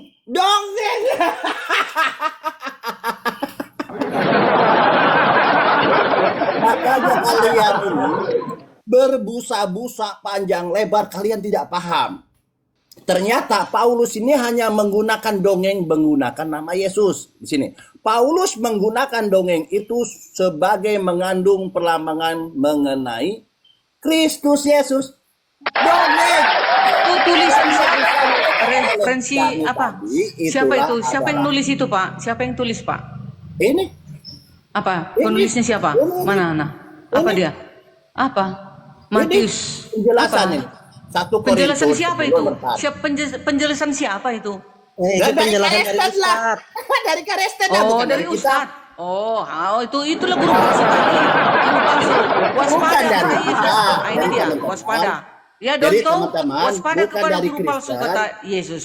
Jadi Islam tidak boleh menafsir, tidak boleh menjelaskan, tidak boleh framing, menghujat. Makanya saya ingin tahu penjelasan dari Yesus batu karang ini apa. Ternyata di sini para pakar Bible dari Alkitab Sabda nih ya, saya ambil ya, bahwa ini adalah cerita dongeng. Jadi tentang Kristus Yesus yang disampaikan oleh Yesus ini adalah tentang oleh Paulus ini dongeng. Sekarang gini Oke. pertanyaannya. Enggak, Kapan? ini dulu dituntaskan. Sudah, Pak, Sebentar. nggak perlu Belum, dibahas ini sebentar. dikatakan Satu dongeng lagi kok. nih. Enggak, dengar itu. Dalam 1 Korintus 10 ayat 4, batu karang Kenapa yang dimaksud kita harus adalah membahas simbol. dongeng? Dengar dulu, simbol dari Kristus. Paulus menggunakan peristiwa bangsa Israel di padang gurun ketika mereka meminum air dari batu yang dipukul untuk menggambarkan bahwa batu karang tersebut adalah gambaran dari Kristus yang memberikan kehidupan Dongeng rohani itu kepada dongeng, orang bukan yang dikatakan percaya. dua dongeng. Haleluya. Amin. Terpujilah Yesus. Jadi teman-teman, Nah, itu ya. Udah ku jawab. teman-teman Kristen Udah ku selama jawab. ini menganggap Yesus ini adalah segala macam, itu adalah dongeng. Dongeng ini bukan kata Islam ya. dongeng. Jadi itu yang disampaikan Bu Darni panjang lebar itu dongeng. Nah tadi berbicara Emangnya Musa nggak pernah memukul air? sabar Waktu dulu, nggak usah membawa sabar bangsa dulu. Israel Ini kita keluar bukan dari baca. Mesir. Nggak Nah, tadi pernah. mengatakan Dongeng apa? Kayak mana Sabar kalian bilang dulu. dongeng Musa? Musa itu nabi loh, nabi. Gimana sih? Ini dongeng. Yesus sebagai batu karang. Jadi Malah dongeng itu Musa, Nabi Musa itu dongeng gitu. Yesus ini Dongeng. jangan lari ke Mana Musa. si Billy Jahudi? Ayo Kenapa Billy, lari ke berbalik Musa? dia dulu. Mana dia? Ah, Masa dibilang Yesus dikatakan Musa batu itu karang dongeng? adalah dongeng. Tuh. Ya. Mana si Billy Kata Jahudi saya. mana? Nah, sekarang begini. Bahasa tipologis yang digunakan. Tadi mengatakan Paulus, Ananias, tunjukkan ke saya bahwa Yesus selama hidupnya ketemu Ananias. Kalau bukan dongeng. Dongeng juga itu. Jadi cerita Yesus ketemu Paulus, dongeng. Cerita Pak Yesus ketemu Ananias, dongeng. Coba tunjukkan ke saya. Saya ini kan orang Jadi pintar. cerita tentang Musa di dalam Al-Quran ini dongeng, orang cerdas. gitu, dongeng. Saya orang Cerita pintar. Musa, cerita Nah, para nabi di tunjukkan ke Al-Quran saya dongeng, gitu, Di dongeng. mana selama hidupnya Yesus ketemu Pokoknya Ananias? kata Ustadz kami itu Ayo, dongeng. tunjukkan. Tunjukkan. Jadi cerita Musa, cerita Daud, cerita Abraham, cerita siapa? Dongeng, gitu, dongeng. Tadi mengatakan Dongeng, anak baik. berulang berkata bahwa Yesus Jawab ketemu dulu anak baik. Ananias, Musa itu ada di Yesus Al-Quran, ketemu cerita Paulus. dongeng, gitu. Nah ini dongeng ini. Oh, Oke, berarti di sekarang Al-Quran juga tunjukkan dongeng. ke saya, Cerita Musa. Selama hidupnya Yesus ketemu Ananias. Silakan. Loh, Dongeng jadi di Al-Quran juga. cerita Musa, cerita Daud, Abraham, Salomo, Itu dibaca dulu Bu Darni. Maria. Di situ dikatakan Kristus, Apalagi? tidak ada Musa. Cerita apa lagi? Tidak Dongeng ada gitu. Al-Quran. Di situ Gimana yang sih? diceritakan Kristus, mengenai Kristus. Itu tadi kan katanya itu cerita Iya, dongeng tentang ada nggak Musa. di sini kata-kata memukul Musa? batu, datang air, keluar Sebentar air. dulu, di ayat ini Nggak Bu ada di Darni Al-Quran kalian tuh ditulis itu dikatakan cerita Musa. di situ Kristus. Di situ Itulah, Kristus. aduh, Bukan Musa, bukan. Kasihan kalian ya. Kasihan ya. Mentret Sule Tadi dia menangis. minta bantuan kepada Billy, sementara pendapat mereka itu bertentangan dengan Billy. Sekarang dia minta suaka ke Billy, minta pembelaan. Iya. Inilah kaum munafik. Sekarang kenapa ada di Al-Quran cerita dongeng juga, cerita Musa? Itu Ini Kristus, Musa itu dongeng. bukan Musa. Ini Pak Baal, kan- tolong lihat ke Ini kan diambil dari cerita dongeng katanya. Mana ada dongeng Itu cerita Kristus. Musa? Gimana sih kalian ini? Bu Darni, bukan Al-Quran, bukan Musa, bukan Daud. Kristus.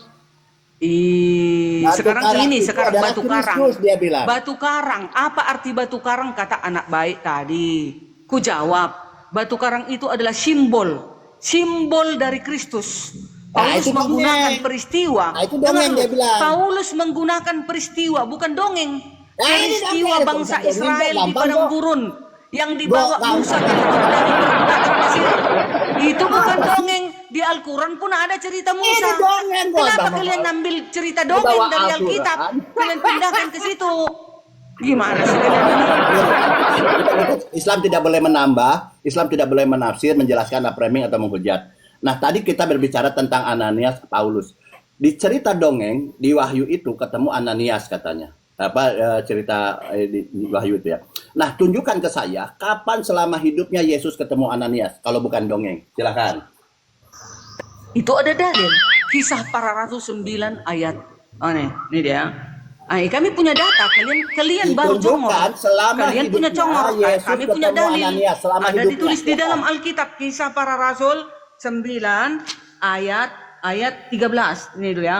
Nih mana dia yang nama Ananias. Nih dia. Iya, coba Ini dia. tunjukkan di mana. Yesus Oke. ketemu Ananias, ngobrol Ya, gitu. dengar Silakan. dulu. Lalu Kisah para Rasul 9 ayat 14 19. Tetapi firman Tuhan kepada Aku mau tahu cerita Yesus ketemu Ananias selama hidupnya Yesus. Silakan. ini pakai dalil Kisah para Rasul 9 ayat 15. Tetapi firman Tuhan kepadanya, pergilah, sebab orang ini adalah alat pilihan bagiku untuk memberitakan namaku kepada bangsa-bangsa serta raja-raja dan orang-orang Israel. Aku sendiri akan Oke. menunjukkan kepadanya Jadi, teman-teman, betapa banyak penderitaan selama yang hidupnya harus di sini, ia ya. tanggung. Dengar dulu ayat 17. Sudah Lalu saya tahu. pergilah Oh, Ananias saya ke bertanya. situ dan masuk ke rumah itu. Ia menumpangkan tangannya ke atas Saulus. Katanya, Saulus, ini saudaraku, dongeng ini. Tuhan Masuk ke Yesus dongeng yang telah menampakkan diri kepadamu di jalan yang engkau lalui telah menyuruh aku kepadamu supaya Oke. engkau dapat melihat lagi Nah, dengan kan tidak penuh menjawab, kan? dari Roh Kudus. Tidak Pakai dalil, menjawab kan? Tidak bukan menjawab, pakai kan? congor. Oke, saya gini. Oke, Kalian Berdarni. dalil, kalian Jadi tolak, ya bunuh kalian, diri aja lah kalian. Ananias itu, sabar dulu Berdarni. Ananias itu hanya ada cerita di kitab Wahyu, kitab dongeng. Kemudian diceritakan di kisah para rasul. Tidak ada cerita Yesus pernah ketemu Ananias. Ya, pertama. Tidak pernah Yesus berbicara apapun berfirman, menyampaikan firman kepada Ananias. Tetapi muncul itu setelah Yesus terangkat ke langit, dibuatlah cerita tentang Ananias dengan Paulus. Ini cerita dongeng yang dibuat-buat oleh Paulus seolah-olah Yesus bertemu dengan Ananias. Padahal ini ceritanya setelah Yesus terangkat ke langit.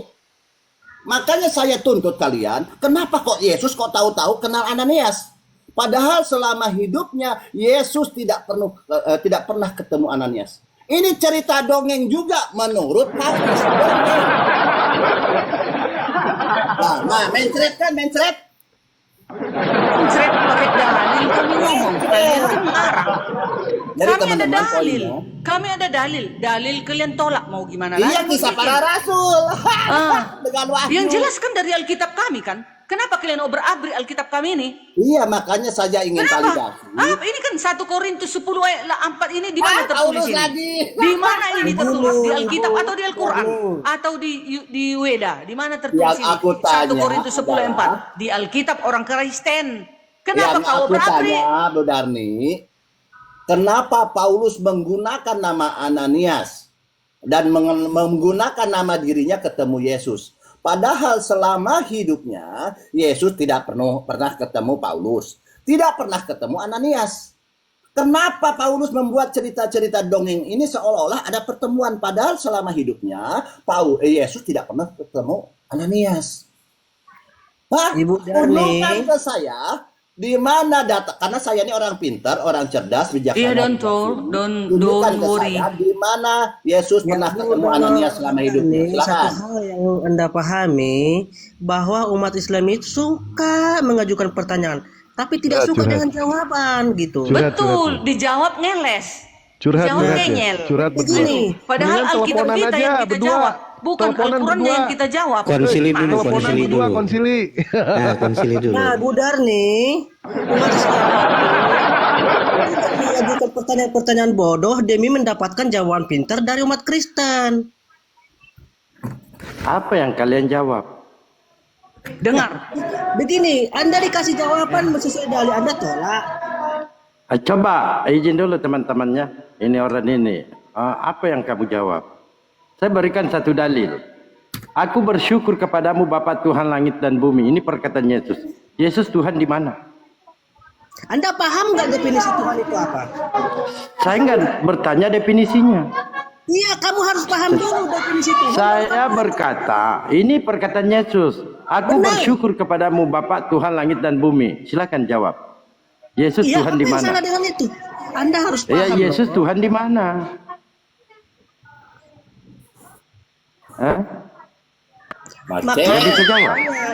Anda paham nggak definisi Tuhan? Kalau tidak paham, dia saya Iya jelasin. nggak paham maka jawablah. Yesus berkata, aku bersyukur kepadamu Bapa Tuhan langit dan bumi. Yesus Tuhan di mana? Dalam konteks itu memang Yesus tidak mengatakan bahwa dia adalah Tuhan.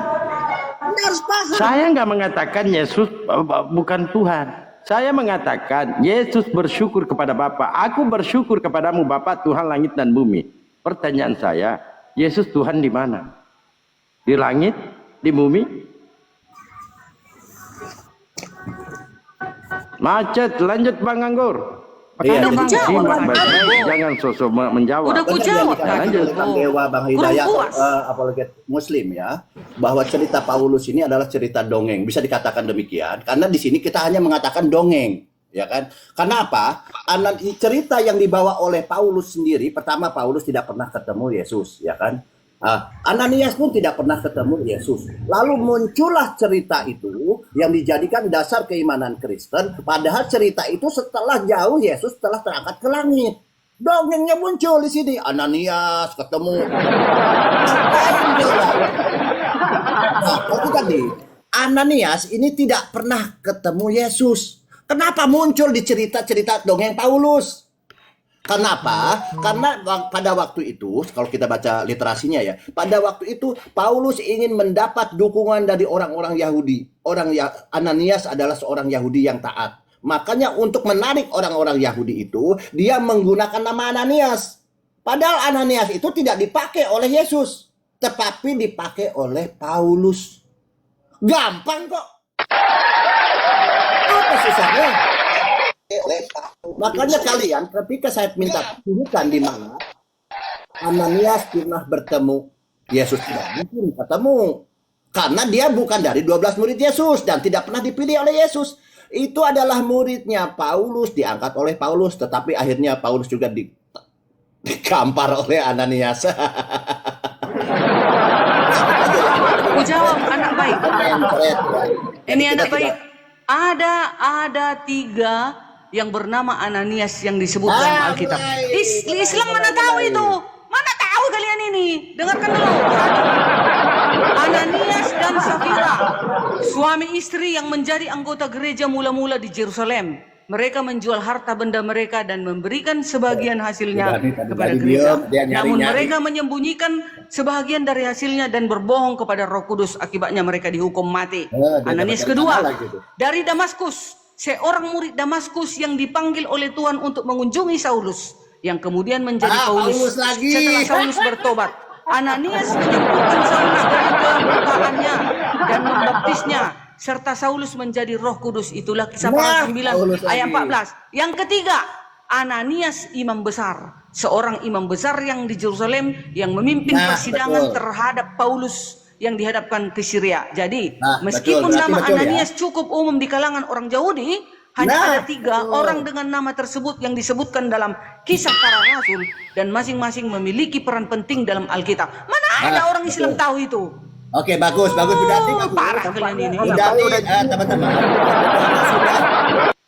Tadi Bu Dani sudah membacakan begitu panjang. Saya bilang dia sedang memperkuat argumen saya bahwa Ananias itu memang seorang tokoh Yahudi, ya kan? Tapi tidak dikenal Yesus, ya kan? Dia tidak dipakai oleh Yesus. Nah, kemudian setelah Yesus terangkat ke langit, bagaimana Paulus ajarannya bisa diterima di kalangan orang Yahudi? Maka dia mengambil salah satu tokoh yaitu Ananias.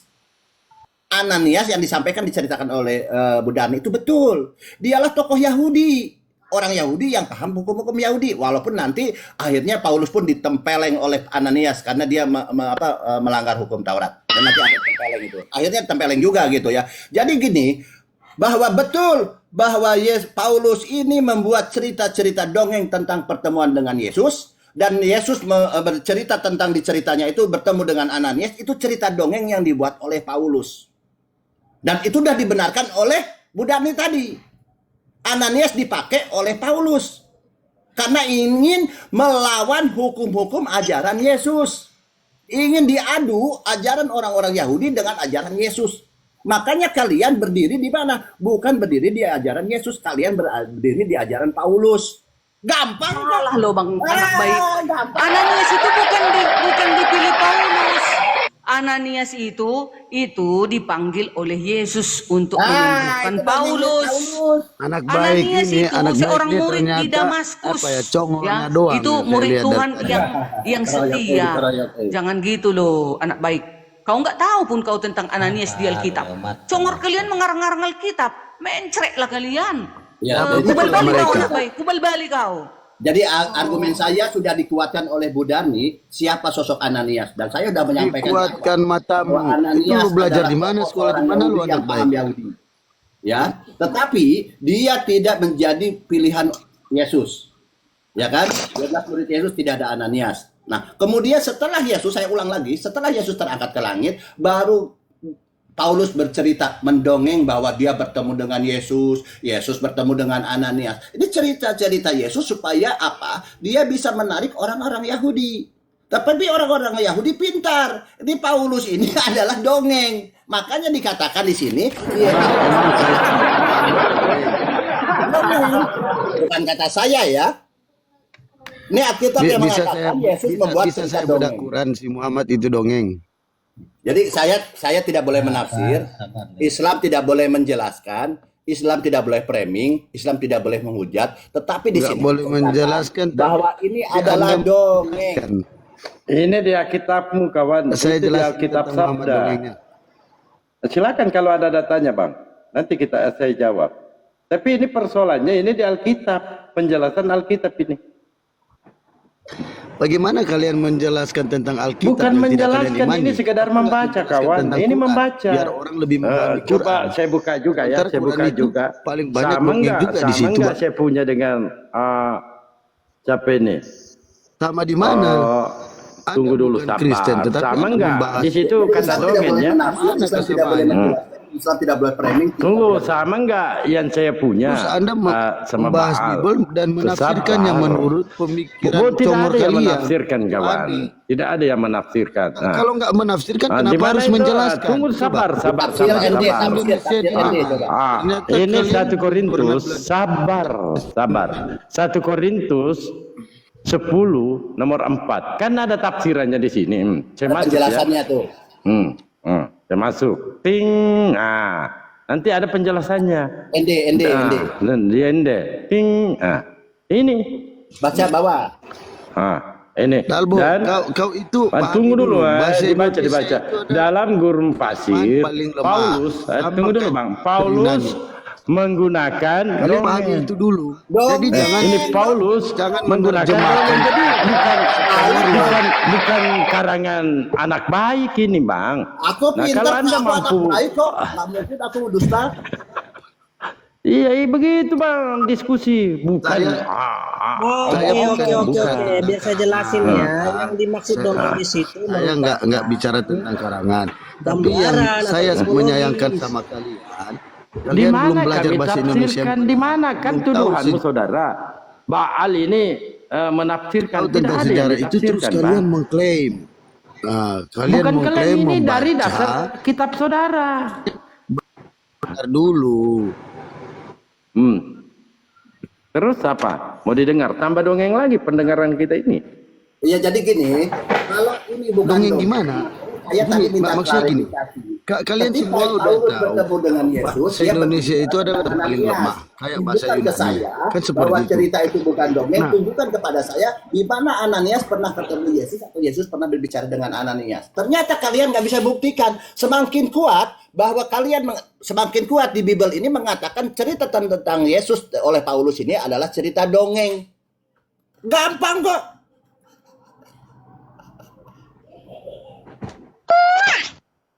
Ya, jadi tentang Paulus ketemu dengan Yesus, setelah Yesus terangkat, ini muncullah cerita bahwa Paulus ketemu Yesus. Paulus menggunakan Ananias juga di sana. Ananias ketemu Yesus. Ini cerita dongeng. Karena apa? Saya bilang, karena Ananias pertama tidak pernah ketemu Yesus selama hidupnya. Ya, Yesus tidak pernah ketemu oleh Ananias juga. Dan Paulus pun tidak pernah ketemu Yesus selama hidupnya. Muncul cerita-cerita ini dan diimani oleh Kristen. Padahal diceritakan tentang cerita Yesus ini menurut Paulus adalah cerita dongeng. Ini ada tulisannya. Gampang kok.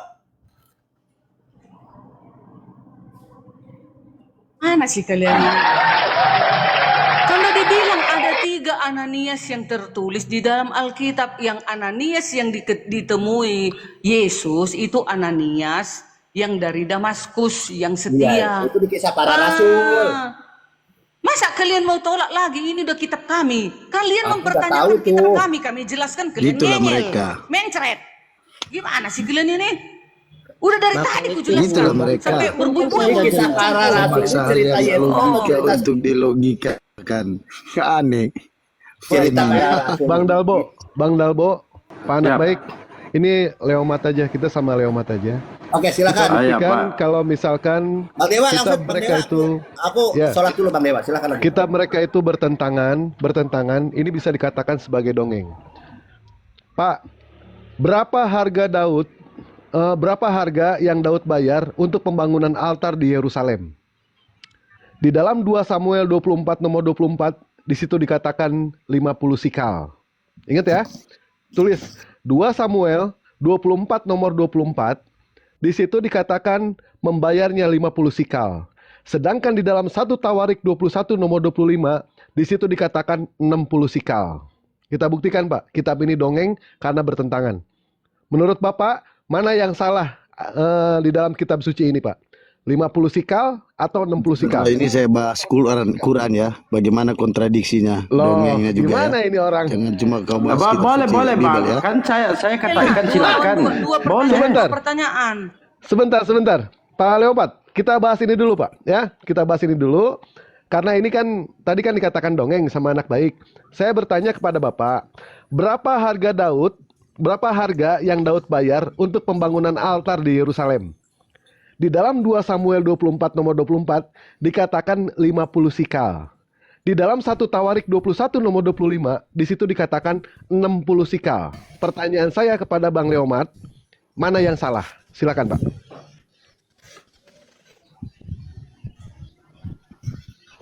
Bantu. Sebentar Bu Bisa Darni, kubantu? Sebentar Bu Darni. Nanti Bu Darmi. Kalau dia bendera Kan putih dia baru. tidak mau diam tadi. Silakan, Karena dia Pak. tidak mau diam.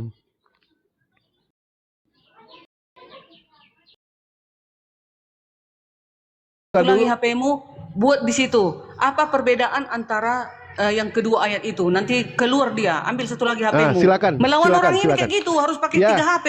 Saya 4 bila perlu 4 Bunda, bila perlu 4 HP. Saya sudah baca satu perikop juga itu, ya. Lah malah kabur. Aku menjawab. Lari kan? Ini dia. Di- Jawab. dikasih Perbedaan tunggu dulu utama, tunggu dulu dengarkan. tunggu dulu Nggak usah, Bu mantan Darni, nggak tunggu usah.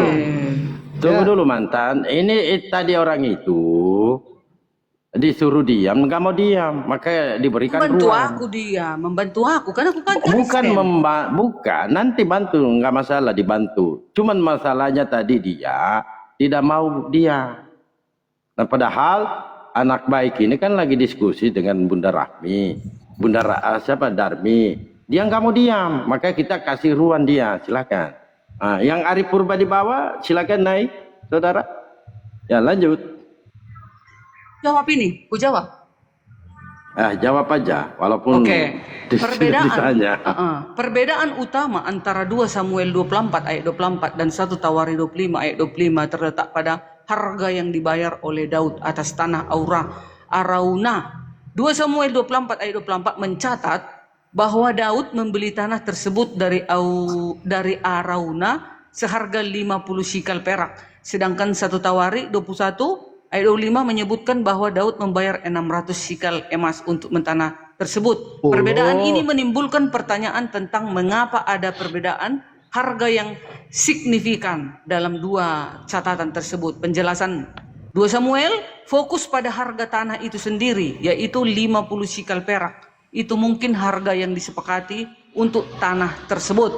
Di dalam 1 Tawari 21 ayat 25 menekankan pada seluruh biaya dikeluarkan Daud untuk membeli tanah dan altar, termasuk harga tanah, biaya korban dan biaya lainnya. 600 sikal emas mungkin mencakup semua biaya tersebut keseluruhan. Yang di 2 Samuel hanya khusus harga tanah itu. Yang di Tawari menyeluruh. Itu dia kan, kalian nggak beriman kan ke Alkitab, ngarang doang aja kalian. Nah itu kalian cari-cari salah doang aja. Bukan cari salah. Kita Kita di sini bukan mencari kesalahan, tetapi jelas di sini harga pembayaran untuk altar itu 50 sikal, sedangkan di dalam 1 Tawarik itu 60 sikal. Sementara dua-duanya dikatakan sebagai dipenuhi sama Roh Kudus. Nah, Roh Kudus mana yang salah di sini? Bu Darni ketika menjawab itu, saya pun sudah membaca satu perikop. Antara 50 sikal dengan 60 sikal, itu sama atau tidak Bu Darni? Itu dulu Bu Darni.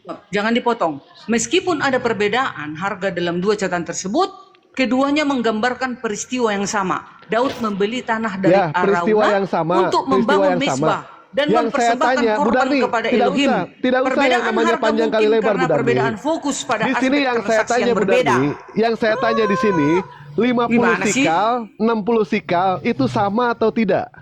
Yang saya Iya, tanyakan. tapi tadi kan udah dikatakan mungkin perbedaan di antara kedua Mungkin, mereka itu baik, ini baik, perbedaan siap, sudah fokus selesai, Bu pada Darni, ya. aspek transaksi Ya, yang berbeda. Bu Darni. Ngerti Bu kau Darni. Mahadewa? Tadi Bu Darni sudah mengatakan menggunakan mungkin. Tapi berarti enggak selesai, itu Bu Darni. membuat iman kita yang itu namanya lemah. firman Tuhan Enggak. tidak bisa dikatakan mungkin, Bu Darni.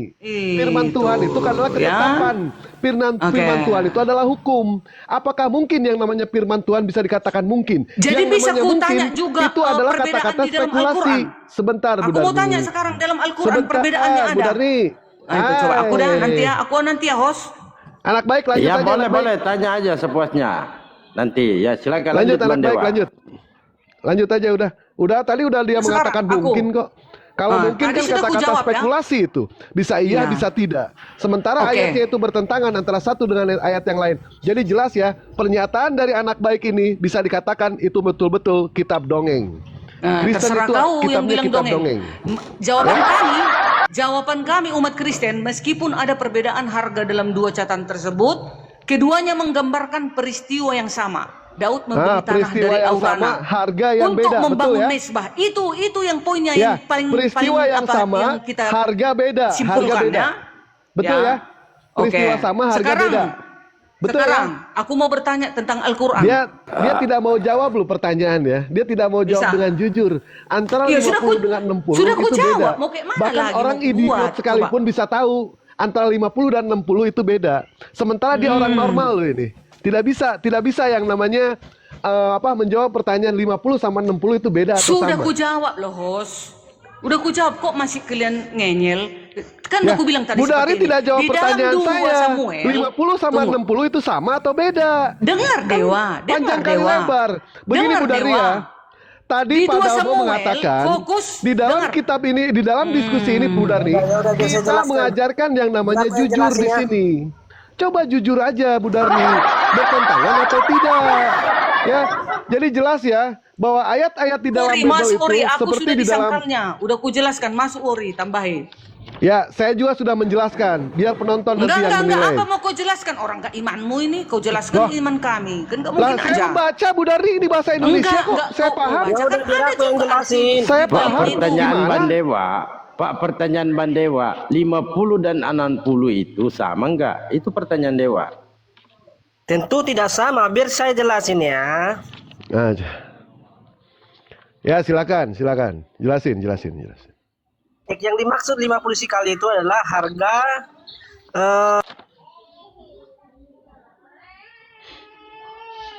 Ya, googling lagi, nelpon bom-bom dulu. Oh, googling dia. Enggak apa-apa. Udah ku jawab Ini tadi. kalau saya jelaskan, ini bukan bertentangan, tetapi terjemahannya salah. Kalau pengen tahu, terjemahannya salah. salah. Ya, yang Tidak satu ada yang mengatakan salah, 60, semuanya saling yang satu melengkapi. mengatakan 50. Bukan saling melengkapi, tapi saling kontradiksi. Antara Tidak. satu dengan ayat yang Memang lain. kontradiksi bagi orang yang nggak mengerti begitu, makanya Bagi pahamnya orang yang harus mengerti benar. kontradiksi, justru terbalik. Bagi orang yang berakal itu adalah kontradiksi, tapi bagi orang yang tidak berakal itu tidak kontradiksi. Begitu jawabannya. Anda hanya fokus kepada nilainya begitu. Nah, Kan di saya sini udah kan jelas. bilang, yang Ini dimaksud 50 sikal itu sama dengan tempat pengerikan dan tambah lembu begitu. Dan yang 600 sikal itu adalah keseluruhannya begitu. Nah, situ ente aja membaca ayat udah salah di situ. Bagaimana apanya ente mau salah? menjelaskan? Tadi ente mengatakan 600, udah tahu 60. Ya Dikatakan udah. 50 udah tahu itu 50 bukan 500. Enggak, pelan-pelan aja, santai aja. Korupsi. Tambah jauh perbedaannya ya, Bandewa. Tambah Udah jauh. satu-satunya diskon udah selesai. Diskon. Ya. Diskon. Diskon. Don Ori, tadi sudah ini ku ada jawab, Bang dengar Bil ya. kebenaran nih, Untuk Bang Bil. membeli tanah dan Saya pun altar, menanyakan kepada termasuk orang harga Yahudi, tanah, biaya korban, ternyata semua itu itu terjemahannya harganya. salah, Bang Aduh, Bil. gimana sih? Terjemahannya salah itu. Ini dengar dulu nih ya. Daud untuk membeli tanah dan altar, harga tanah, biaya korban, biaya lainnya 600 sikal emas. Mungkin mencakup semua biaya ditawari. Di dalam 2 Samuel itu hanya tanah itu sendiri, harga tanah itu saja. Gimana sih? Ya baik, sudah ya, selesai ya. Udah, Baik, selesai persoalan itu yang aku kedua. jawab. Sudah dijawab juga sama Dewa ya, sudah dibantah juga. Pertanyaan yang kedua. Di dalam Nehemia 7 nomor 17, Bani Asgad jumlahnya 2.322 orang. Dibuka dulu. Nehemia 7 nomor 17, Bani Asgad jumlahnya 2.322 orang. Sementara di dalam Esra 2 nomor 12, Bani Asgad 1.222 orang. Kemana yang 1.100-nya? Silakan. Kita buktikan dongeng ini. Korupsi Bandewa. Silakan, Don Wuri. Buka dulu ayatnya sama ente. Buka dulu ayatnya. Nehemia 7 nomor 17. Nehemia 7 nomor 17, Bani Asgad jumlahnya 2.322 orang.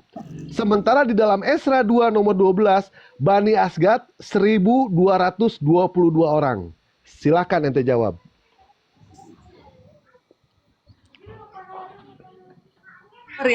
Sabar. Nehemia. 1 bulan kemudian. Nehemia 7, enggak Nomor gampang jawabnya 17. itu. Nomor Ada kok 17. Amang Beruku 17 dan Esra. Esra 2 Esra nomor 12. 2 nomor 12. Apa perbedaannya? Ayo Amang Boru, cepat Amang Boru, balik dulu si Dewa ini Amang Boru. Ya, silahkan. Perbedaan utama antara Nehemia 7 ayat 17 dan Esra 2 ayat 12 terletak pada daftar keturunan yang kembali dari pembuangan Babel. Nehemia 7 ayat 17 mencatat jumlah 652 orang dari kaum After atau Ater yang kembali, sedangkan Ezra 2 ayat 12 mencatat 652 orang dari kaum Ater anak Hizkia. Dengan kata lain, Nehemia menambahkan anak Hizkia untuk memperjelas siapa yang dimaksud dari kaum After. Nehemia 7 ayat 17 menyebutkan, oh ini tadi berapa? Nehemia 7 dibacanya semua, ayat 17. dibacanya semua. Bani ini berapa, Bani ini berapa. Yang lain semua benar, cuma di sini perbedaannya Bani orang Asgad. kembali dari pembuangan. Bani Asgad di sini yang salah. Iya. Bani Asgad. Penjelasan lebih detail, Nehemia 7 ayat 17 menyebutkan 652 orang dari Ater. Ezra 2 ayat 12 menyebutkan 652 orang dari Ater anak Hizkia. Dalam konteks kitab Ezra, diteruskan. Bani Esra Asgad 2. di situ berapa jumlahnya? Lanjut dulu Bandewa ya, saya mau sholat ya teman-teman ya. Lanjut dulu. Bentar. Dalam konteks kitab Ezra dan Nehemia, kedua ayat tersebut merupakan bagian dari daftar orang-orang yang kembali dari pembuangan Babel ke Yerusalem. Daftar ini berfungsi untuk menunjukkan identitas dan asal-usul mereka. Perbedaan dalam penamaan seperti penambahan anak Hizkia pada Ezra mungkin disebabkan oleh perbedaan sumber atau cara penyampaian informasi.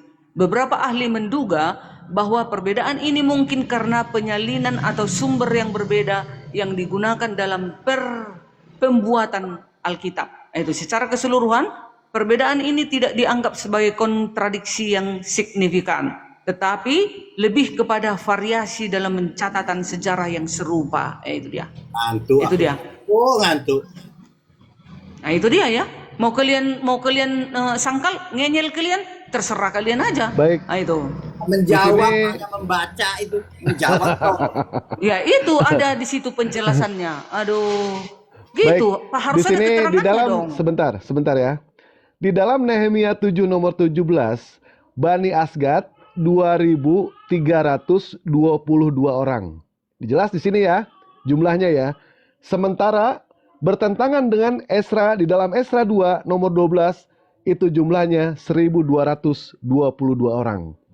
Ini terdapat yang namanya kontradiksi antara jumlah Nehemia 7 dengan 17 dengan Esra 2 nomor 12. Ini kontradiksi, saling bertentangan. Mana kira-kira yang benar dan mana kira-kira yang salah. Kalau dikatakan dua-duanya benar, itu tidak mungkin karena jumlahnya berbeda. Andaikan dikatakan dua-duanya salah, itu bisa jadi. Ternyata banyak orang Kristen yang mengatakan ini salah penulisan. Ada lagi yang mengatakan ini salah pengetikan. Ada lagi yang mengatakan itu perbedaan tahun.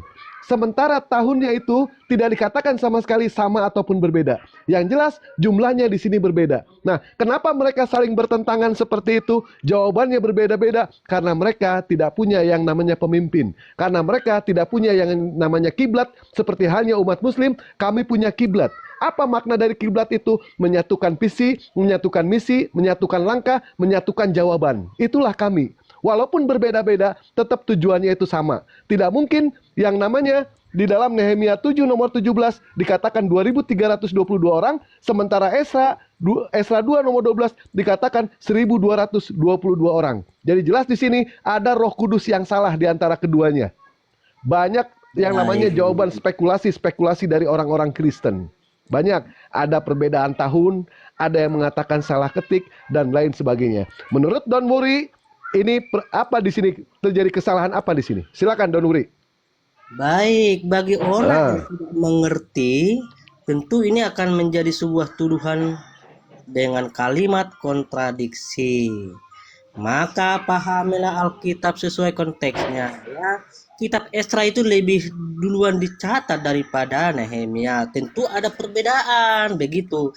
Karena pencatatan itu bukan di satu peristiwa atau di tahun yang sama. Berbeda. Satu peristiwa ini. Satu peristiwa, baca ayatnya. Ketika ente mengatakan ini perbedaan tahun, mana di situ dikatakan tahun? Jangan ngaco. Tidak ada saya di situ dikatakan berbicara tentang tahun, tapi pencatatannya itu berbeda. Nah, baik, pencatatannya itu berbeda. Nah, sekarang ketika berbeda seperti itu, mana Roh Kudusnya yang salah di sini? Mana Roh Kudusnya yang salah? Roh Kudus salah. Roh Kudus tidak pernah salah. Kamu yang tidak bisa mengerti. Baik. Berarti jelas di sini ya. Selalu dijawab, kamu tidak mengerti, kamu tidak mengerti. Bagaimana kami mau mengerti sementara dia tidak menjelaskan sama sekali? Makanya saya menjelaskan. Makanya, baik, silahkan, jelaskan dulu, silahkan. Begini kan, Al-Quran sendiri memerintahkan supaya kalian itu bertanya. Jangan lari ke Al-Quran, jangan lari ke Al-Quran, ya. Jangan, supaya ini dulu aja. Ini dulu aja, ini dulu.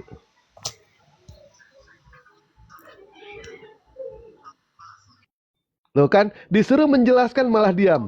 Dia cuma bisanya, kamu tidak mengerti, kamu tidak mengerti. Apa yang kamu mengerti? Diberi waktu, diberi luang oleh Bang Dewa, pelangak pelongo diam. Apa coba? Loh, saat saya mau menjelaskan udah dipotong-potong. Mau saya sampai kapanpun kalian akan bisa mencerna apa yang saya jelaskan. Silakan jelaskan, silakan. Kenapa di dalam Nehemia 7 nomor 17 Bani Asgad 2.322 orang, sementara kenapa di dalam Esra 2 nomor 12 itu jumlahnya 1.222 orang? Kemana hilang 1.100-nya? Silakan. Nah, waktu penulisan Esra itu ditulis pada saat kepulangan. Jadi ada perbedaan.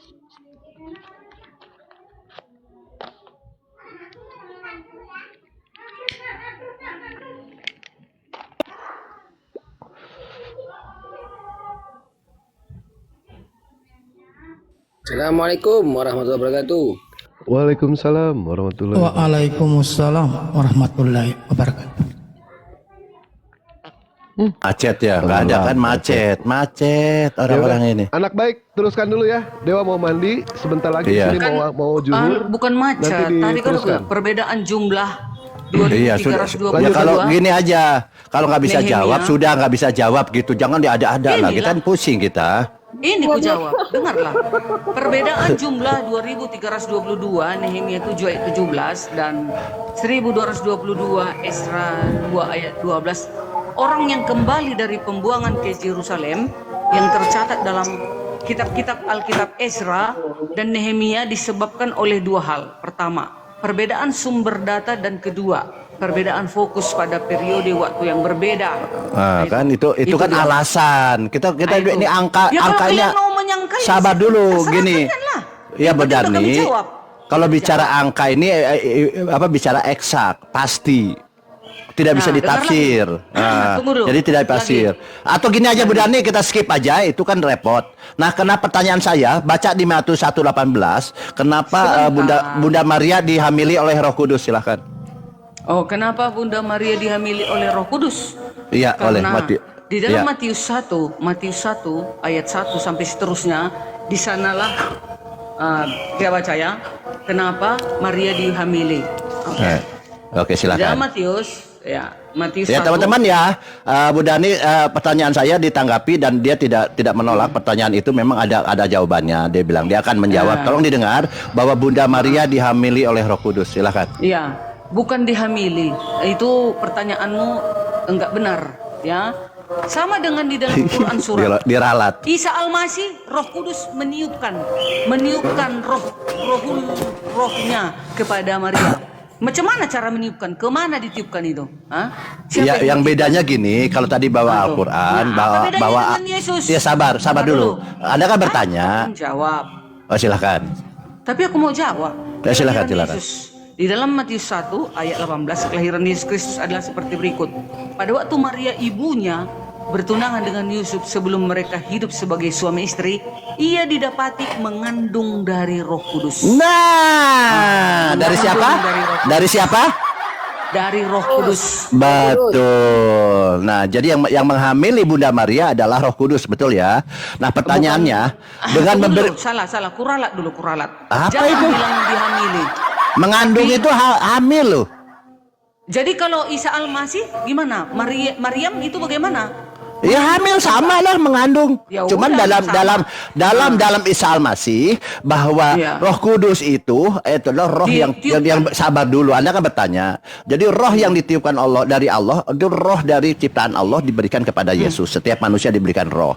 Cuman masalahnya kenapa kalian mengamini bahwa Roh Kudus menghamili Bunda Maria? Karena Roh Kudus yang di dalam Bunda Maria, Roh Kudus ini punya sperma Roh Kudus.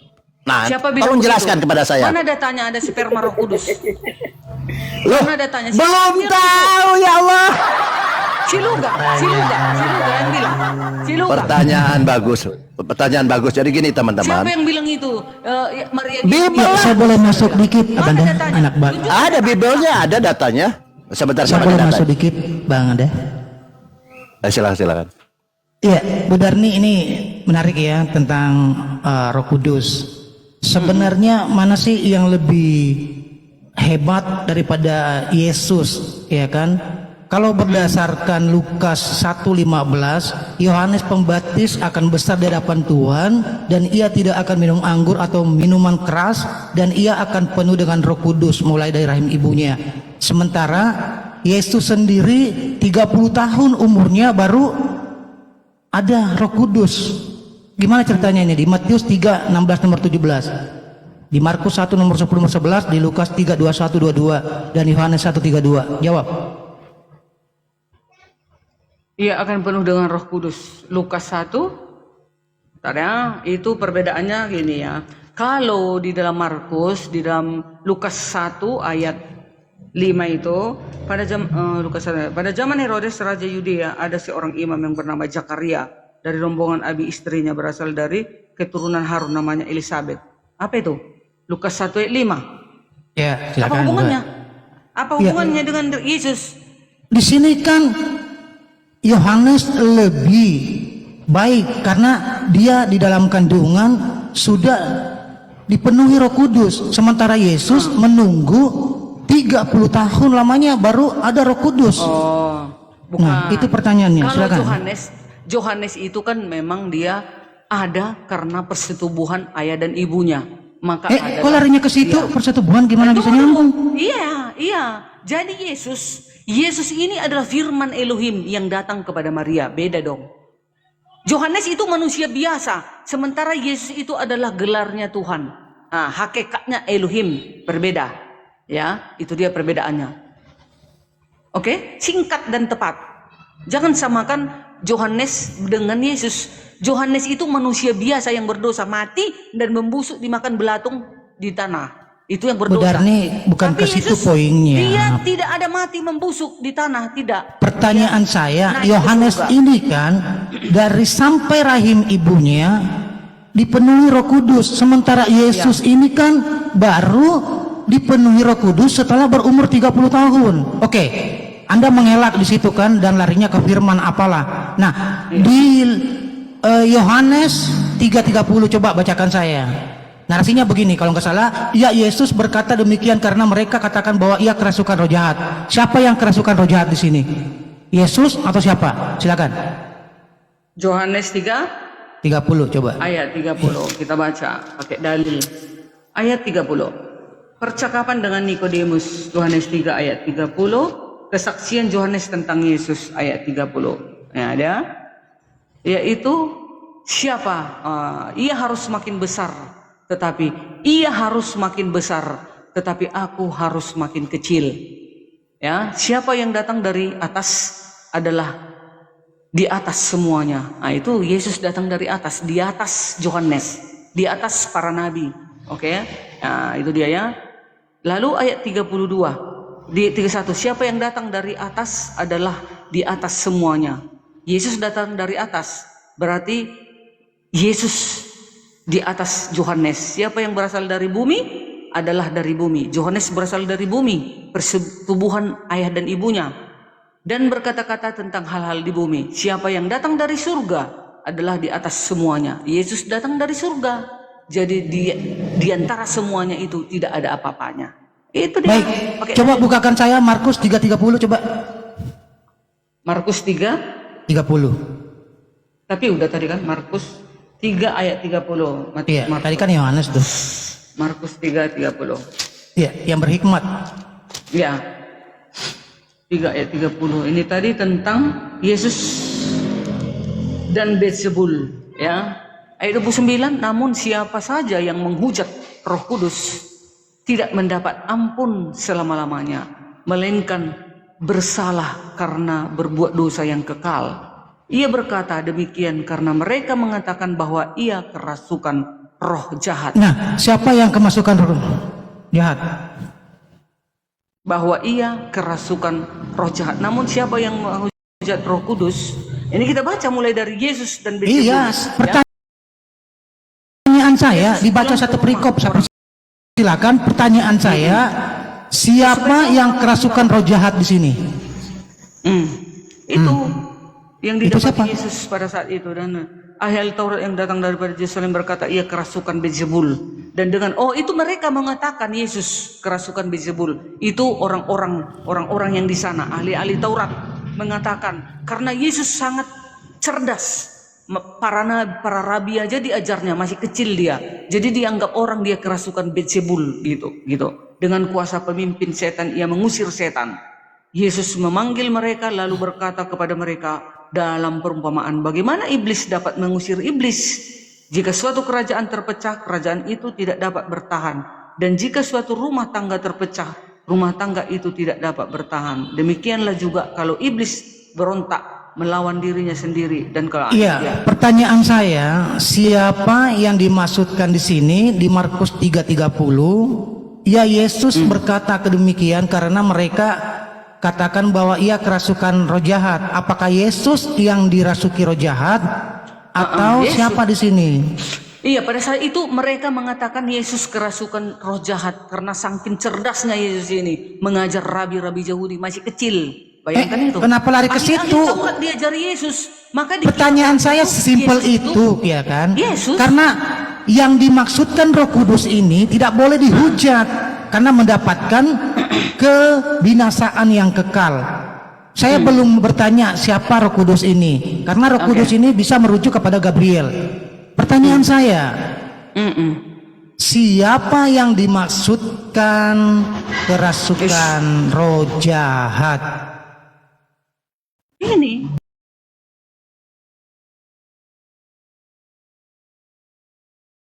Yesus pulang ke rumah orang.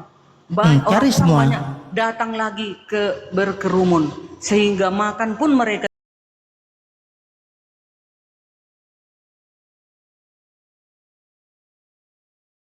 tidak dapat. Ini dengar ya. Ini dalilnya supaya jangan dibodoh-bodohi. Jangan dibodoh-bodohi guru-guru palsu. Ayat 21. Waktu keluarganya mendengar hal itu, mereka datang hendak mengambil Yesus, mengambil dia Yesus. Nah, gila kan di situ. Sebab kata mereka, ia tidak bukan Beelzebul dan dengan kuasa pemimpin setan ia mengusir setan. Nah itu. Jadi orang terkejut. Orang yang kerasukan Semakin lari ke bawah semakin sulit karena di situ dinarasikan Yesus ini nggak waras lagi. Maksudnya di sini itu siapa? Nah sekarang saya tanya, Beelzebul itu siapa? Beelzebul itu adalah setan. Oke, Beelzebul itu adalah setan. Berarti di Markus 3:30 ini Yesus ini dirasuki Beelzebul, betul? Iya, di dalam Nah, ini dikatakan. oke teman-teman di rekor ya. Berarti Yesus ini sebagai orang suci masih juga dirasuki roh jahat.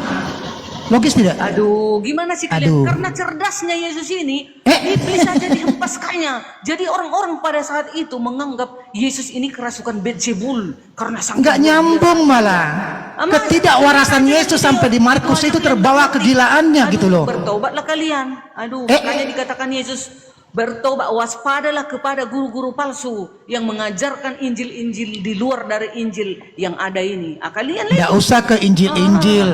Kalau Injil itu kabar gembira ya untuk Bani Israel. Kalau Bible bukan kabar gembira. Al-Quran saya bisa buktikan kalau kabar gembira. Oke? Kita bahas itu. Mau? Hah? Punya data tidak? Saya bisa buktikan Al-Quranul Karim adalah kabar gembira bagi yang beriman dan bertakwa. Selama-lamanya tidak bisa dikarang-karang oleh guru-guru palsu. Yesus sudah berkata, Nggak ada ilmunya ini. Hanya ngelantur kemana-mana. Iya, lanjut abandaku, Bang anak baik. Nggak bisa kalian tantang Alkitab ini, nggak bisa. Kalau Nggak ada ilmunya dia, Bang. Boleh. Nah, itu. Kalau Lanjut anak baik. Belajar lagi kamu.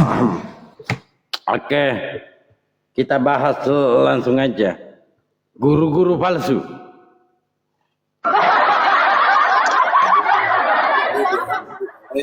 Roh Kudus. Nah, tentunya kenapa kita bisa dikatakan mengandung itu kan katanya hamil, arti lain adalah hamil. Nah, kenapa kita menggunakan kata hamil? Karena kita bisa identik dengan ini sifat kayak manusia gitu kan. Karena manusia ini dihamili dengan suaminya gitu kan, istilahnya seperti itu karena ada sperma. Nah, yang jadi masalah di sini ternyata Tuhannya Kristen ini punya sperma. Nah, dia kaget, di mana punya sperma? Nah, kalau berbicara tentang Yesus ini, ia dihamili oleh Roh Kudus, Bunda Maria ini dihamili oleh Roh Kudus, maka lahirlah Yesus. Bagaimana tadi pertanyaannya? Tadi bahwa ternyata Tuhannya Kristen ini punya sperma. Nah, mereka kaget. Loh, sebenarnya kita mau clearkan dulu, tapi nggak apa-apa. Kita lanjut. Bu Dani, kenapa Tuhan kalian punya sperma? Silahkan. Warna spermanya warna kuning, putih, atau apa bagaimana? Silahkan. itu kan guru-guru palsu yang mengatakan Tuhan itu punya sperma. Palsu lagi. Tetapi di dalam Alkitab, Matius 1 ayat 18, bukan dari sperma, tapi Yesus itu datangnya dari surga, yaitu dari Roh Kudus. Jadi Maria hamil melalui Roh Kudus. Nah, itu dia, suci, ya, suci adanya. Jadi kalau ada yang mengatakan Tuhan itu mempunyai sperma, itu Oke, baik. Ya, itu kita ulang-ulang jadi ya. Jadi di sini dikatakan itu tentang Yesus dari sorga, yaitu betul dari sorga. Tapi semua dari sorga. Yesus itu dia sudah koreksi, Yesus sudah mengklarifikasi bahwa bukan dia saja yang dari sorga. Yesus sudah koreksi, dia salah ngomong.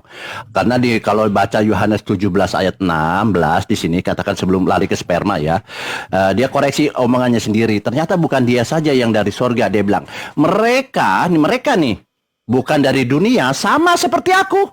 Bukan dari dunia, jadi udah dikoreksi. Saya salah ngomong kalau dia bilang aku bukan dari dunia. Sebenarnya bukan.